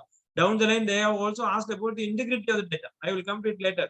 So what happens is that if the drawing power is not properly fed into the master, if the interest rate is not properly fed into the master, if the inspection reports are not being obtained, if the inspection reports are properly documented, not properly documented, if the stock statements are not properly documented, if the drawing power register is not properly maintained, all these things leads down to the overall procedural fault from the part of the branch, and exceptional report has to be drawn and it has to be addressed on a daily basis. And it is also said that whether the inter-branch accounts in the CBS platform, everybody has got an idealistic view that there is no inter-branch account, but there is inter-branch account. And if you look at the branch balance sheet, you will find a huge amount of debit and credit which is lying in the inter-branch account. The only thing is that it is all matched at the CBS level. There is no inter-branch, but pendency is there. There will be pendency, and you will have to take a report of the accounts which are pending for more than 7 days. And that report has to be given by the branch manager, and any account which is pending for more than 7 days has to be reported here in the LFAR. Now coming to the frauds. As I told you earlier, it is not an easy task on the branch auditor to just like say that there is no fraud. It is, if you take point number 3, it says that the auditor has to verify the falsification. These are all the points which he has stated. He says that the falsification of the account. What is falsification of the account? See, all these things you have to see. That is falsification of the account. False representation by the borrower, misappropriation of funds, especially through related party, shell company transaction, forgery or fabrication of financial documents like invoice, debtor list, etc. Fake invoice, fake tipping bills. All these things are being very clearly spelled out, discreetly pointed.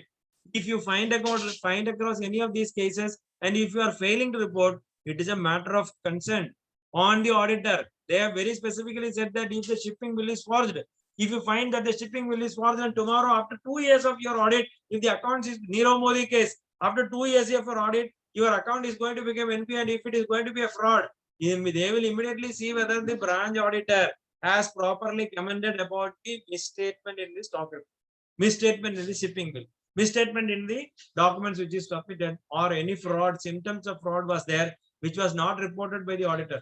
It is only to again put an axe on the responsibility of the branch auditor. That is why in the LFAR itself, they have given the instances of fraud, and they have taken etc. etc. Round tripping. Round tripping is very important. I think I have got 5 CC account. I draw money from one CC account to the another CC account, and again put money in the third CC account, and I will see to that all the accounts apparently looks to be operating, apparently looks to be within the limits, but it is only a matter of round tripping. The same fund is going to be credited there and debited there tomorrow, credited there, withdrawn there, and deposited, withdrawn and deposited. So in those type of cases, you have to be very clear, very understanding that round tripping happens only in the case of your group accounts. When that is why I told you in the first paragraph, I told you that you will have to classify the accounts as group concerns, group borrower accounts. If there is a group borrower accounts, this round tripping is going to be very X company to Y company, Y company to Z company, Z company to P company, and P company to X company. Which means that the round tripping, the same fund is going everywhere, and it is evergreening all the accounts. So all these points are very important. Now, early warning framework. I have already told you about early warning framework. Now, whether there is any systems and procedures, data integrity. Very exhaustive question. What is data integrity? You know about integrity. What is the meaning of integrity? If you take the dictionary meaning of integrity, you will not be able to find a clear meaning for integrity. It is quality and quantity merged integrity. Now, what is asked is data integrity. Data integrity is a very exhaustive terminology. So you have to see the DP, you have to see the procedure, you have to see the feeding of the accuracy of the data, sanctity of the data, and the timeliness of the updation of the data. Everything comes in the process of integrity of the data. If the stock statements are not properly fed into the system, it is a matter of integrity of data. If the drawing power is not fed into the system, it is a matter of integrity of data.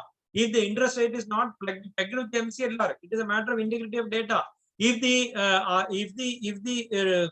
share of the drawing power is not being properly fed into the system, it is a matter of integrity of data. If the sanction terms are not being properly followed, it is a matter of integrity of data. If the inspection report is not being filed, it is a matter of integrity of data.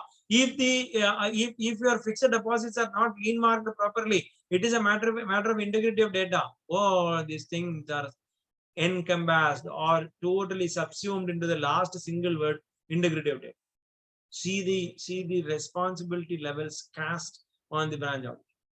So what I would say is that I think we will stop here, and miscellaneous again. We know earlier we were asked to only verify the audit reports, whether it is revenue audit report or whether it is your inspection audit report, whether it is a risk-based internal audit report, whether it is internal auditors or the bank itself, whether it is RBI audit, etc. Now it is again very clearly, discreetly, you are asked to report which are all the reports that you have verified.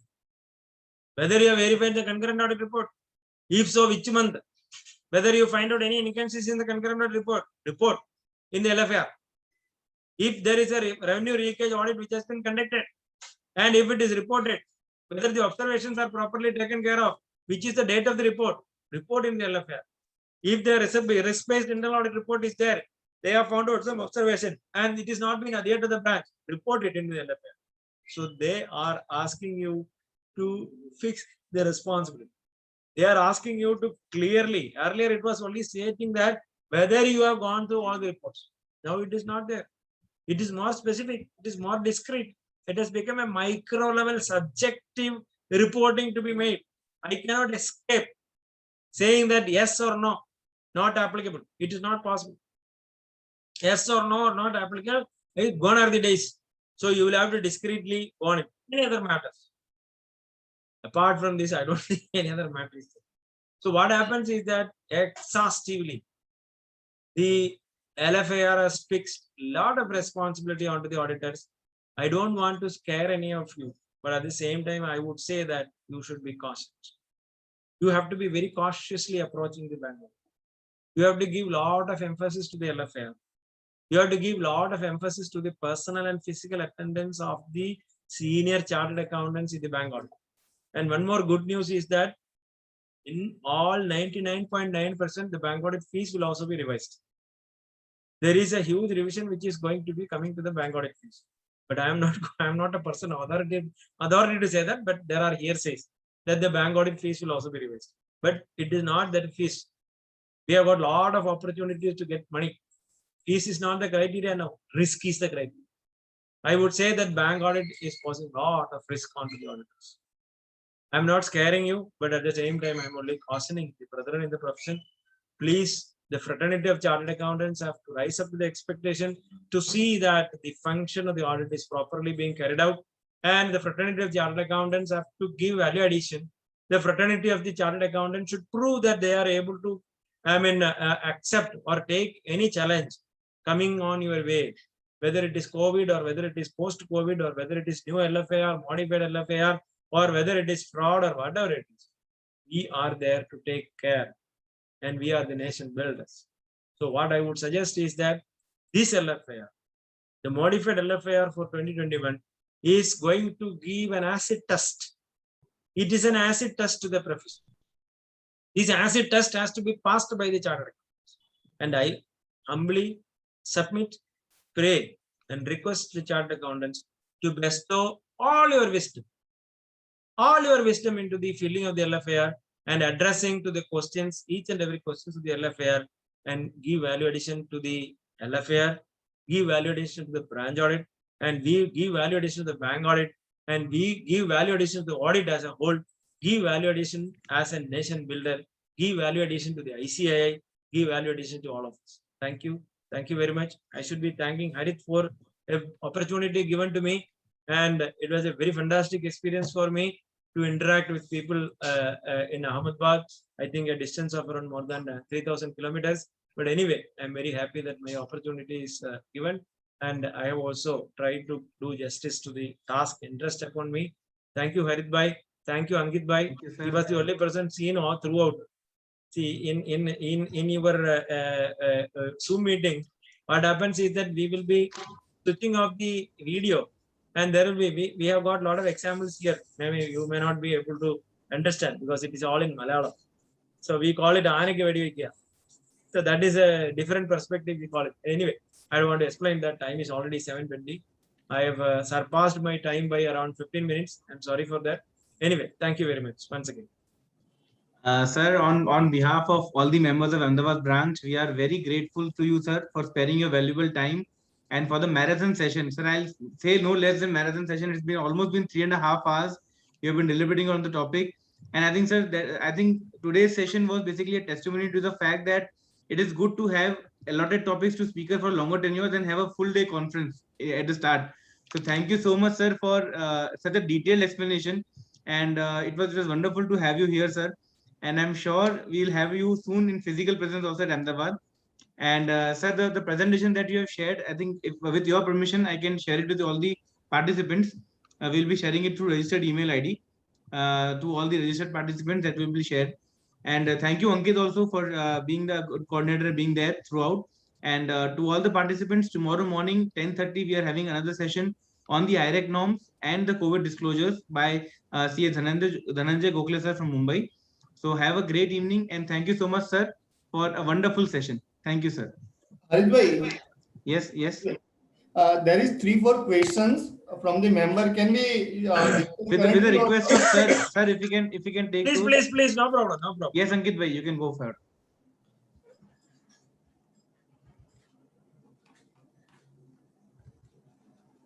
Ankit bhai, you can please help me by reading that.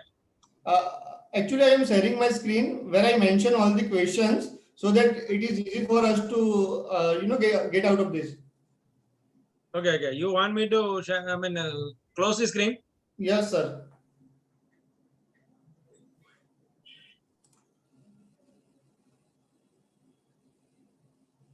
Sharing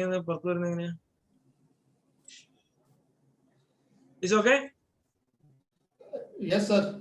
Okay. Sir, can you see my screen? Yeah. You can hear me now? Yes, sir. If an account becomes overdue or NPA due to technical issue, say non-submission of stock statement limit overdrawn beyond DP, there are to be reported to LFAR. But what shall we declare the NPA? Yes, it's very clear. See, first preference has to be given to the classification as NPA. If the technical reasons are there, where Reserve Bank of India very clearly says that if the stock statement is not submitted for more than 3 months, then the DP has to be, the value of the stock has to be taken at 0, and the DP has to be taken at 0 as the case may be. And when it is taken as 0, it is going to be an NPA. So you have to classify it as an NPA. And when it is classified as an NPA, it has to be appropriately reported in all the places where stock statement is there, DP is there. There are a lot of questions which is attached to the same account in DP section, in your account verified section, in your, if it is a quick mortality case, again, you have to report in the quick mortality also. There is no restriction that you should stop reporting only in the asset classification. You can also give report in the other places. So technical NP, there is no, term called technical NP. There is only NPA, PA or NP. There is no technical NPA. What do you mean by technical NPA? I don't know. So it is only your bankers have brought in a lot of new terms to confuse the auditors. Have you ever heard in the Reserve Bank circulars what is technical NPA? And another term which is used in the banking parlance is critical amount. Critical amount. I have recorded the critical amount. What is critical amount? Where in the Reserve Bank circulars you can find the word critical amount, the term critical amount?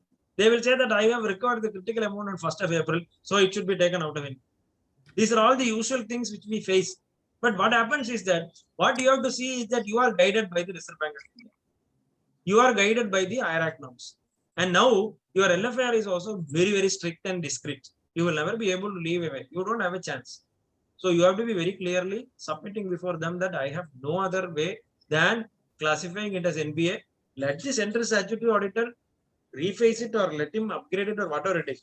My call is to be taken only as per the Reserve Bank of India guideline. And I would request the person, that is Rajesh, Langalia, that there is no term called technical NPA. There is no term called critical amount. So these are all nothing out of the norms. So this is the not there. Now your ARPISA for the purpose of identification of large advances, whether combining of multiple fund-based and multiple non-fund-based facilities, same. No. See, multiple fund-based, multiple. See, here what is happening is that you have to see a single borrower. As I told you earlier, technically, there may be 4 companies. 4 company may be a group company, but it is 4 borrowers. So what is more important is that we have to technically identify whether it is a separate. If it is a separate company, I will call it as a separate borrower. Although there are common management, common thing, but I will take it as a group concern, group company. I told you about group company and verification of group company. There are a lot of potential risk attached to a group company and group company transactions. Supposing that there are 4 private limited companies of the same group, same management, substantial interest is held by a group of family members, then it is a group company. But even then, technically, they're all different borrowers. If every company has got different set of borrowings, I cannot take it as a multiple borrowing, or I cannot take it as a group borrowing. I can take it as a group borrowing. Where you can take it for the purpose of your group exposure. There are a lot of terminologies otherwise, which is not in the LFAR also. Group exposure norms are there. Individual exposure norms are there. All those things where whatever your question is very valid. But in the case of you are identifying the individual account, you have to only go by the technicality of borrower. If a single borrower, private X limited, X private limited, has got 2 directors, Y private limited has got 3 directors, all are family members. You cannot join X limited and Y limited for the purpose of your NPA norms. You cannot join both of them for the purpose of your 10% or 10 crores. Each and every, it has got a legal entity separately. You have to respect that legal entity and you have to do it separately. But at the same time, when you take the risk potential, when you take the risk perspective, when you take the, what you call the reporting aspect from the point of view of the overall potential risk involved as a lender, as a banker, then you have to take the group exposure. You have to keep in mind that. You can report about that. But technically, for the purpose of identifying 10 crores or 10%, you have to go only individual. Now, if so 5 accounts are not complying with the limit of that already answered.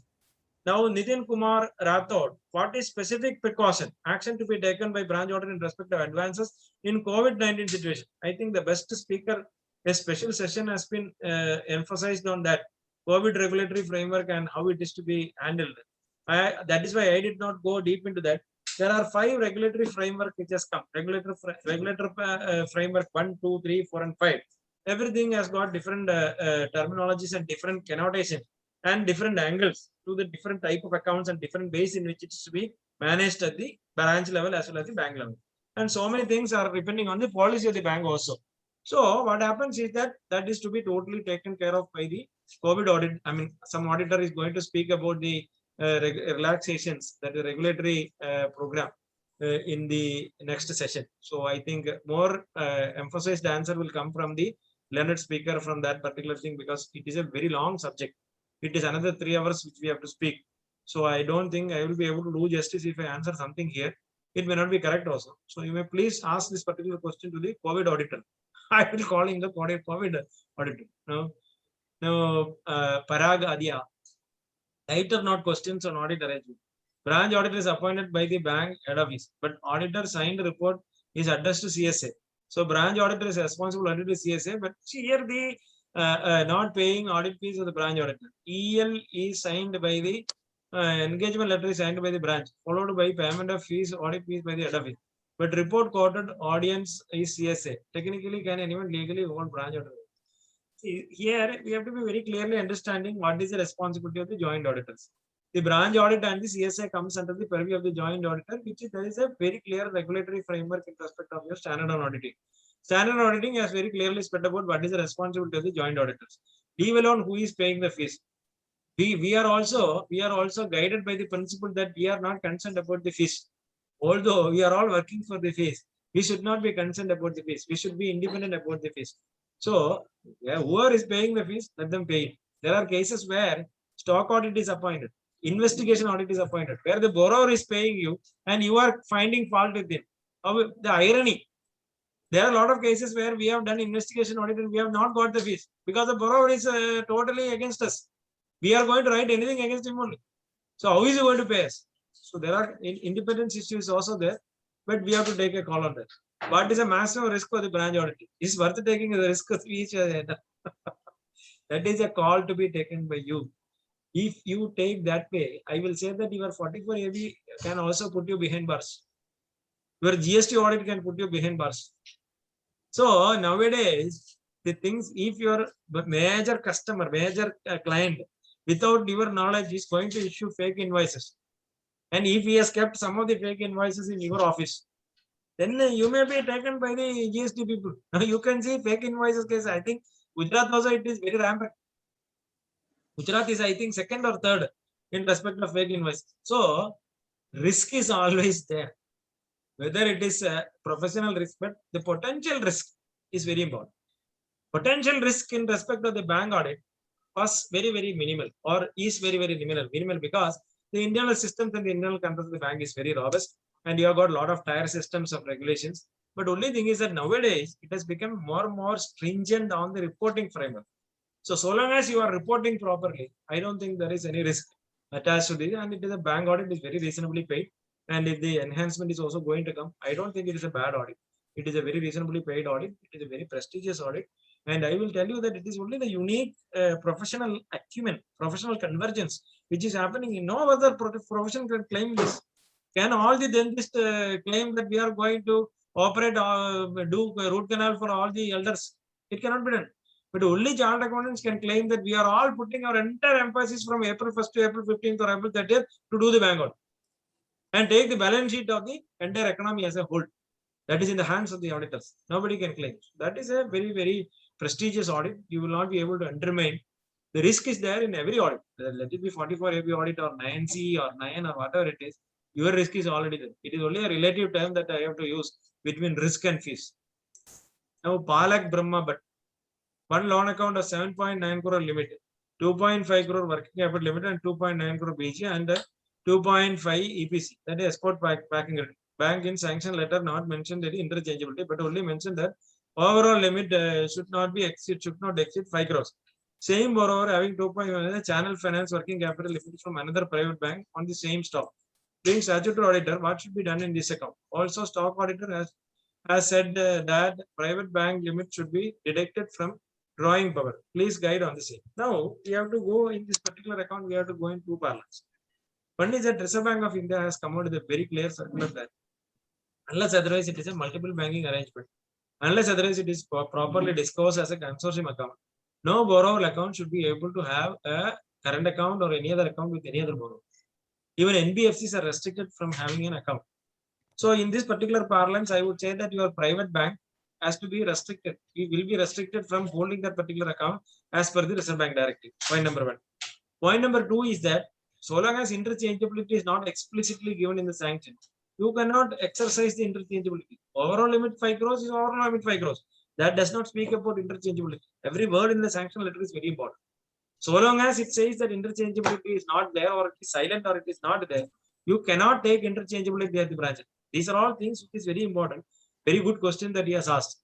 Overall limit is 5 crores and the banking is taking the mice under the overall limit and saying that I am fixing within the overall limit and I am exercising the option of interchangeability. No, you cannot do it unless otherwise it is explicitly given in the sanction.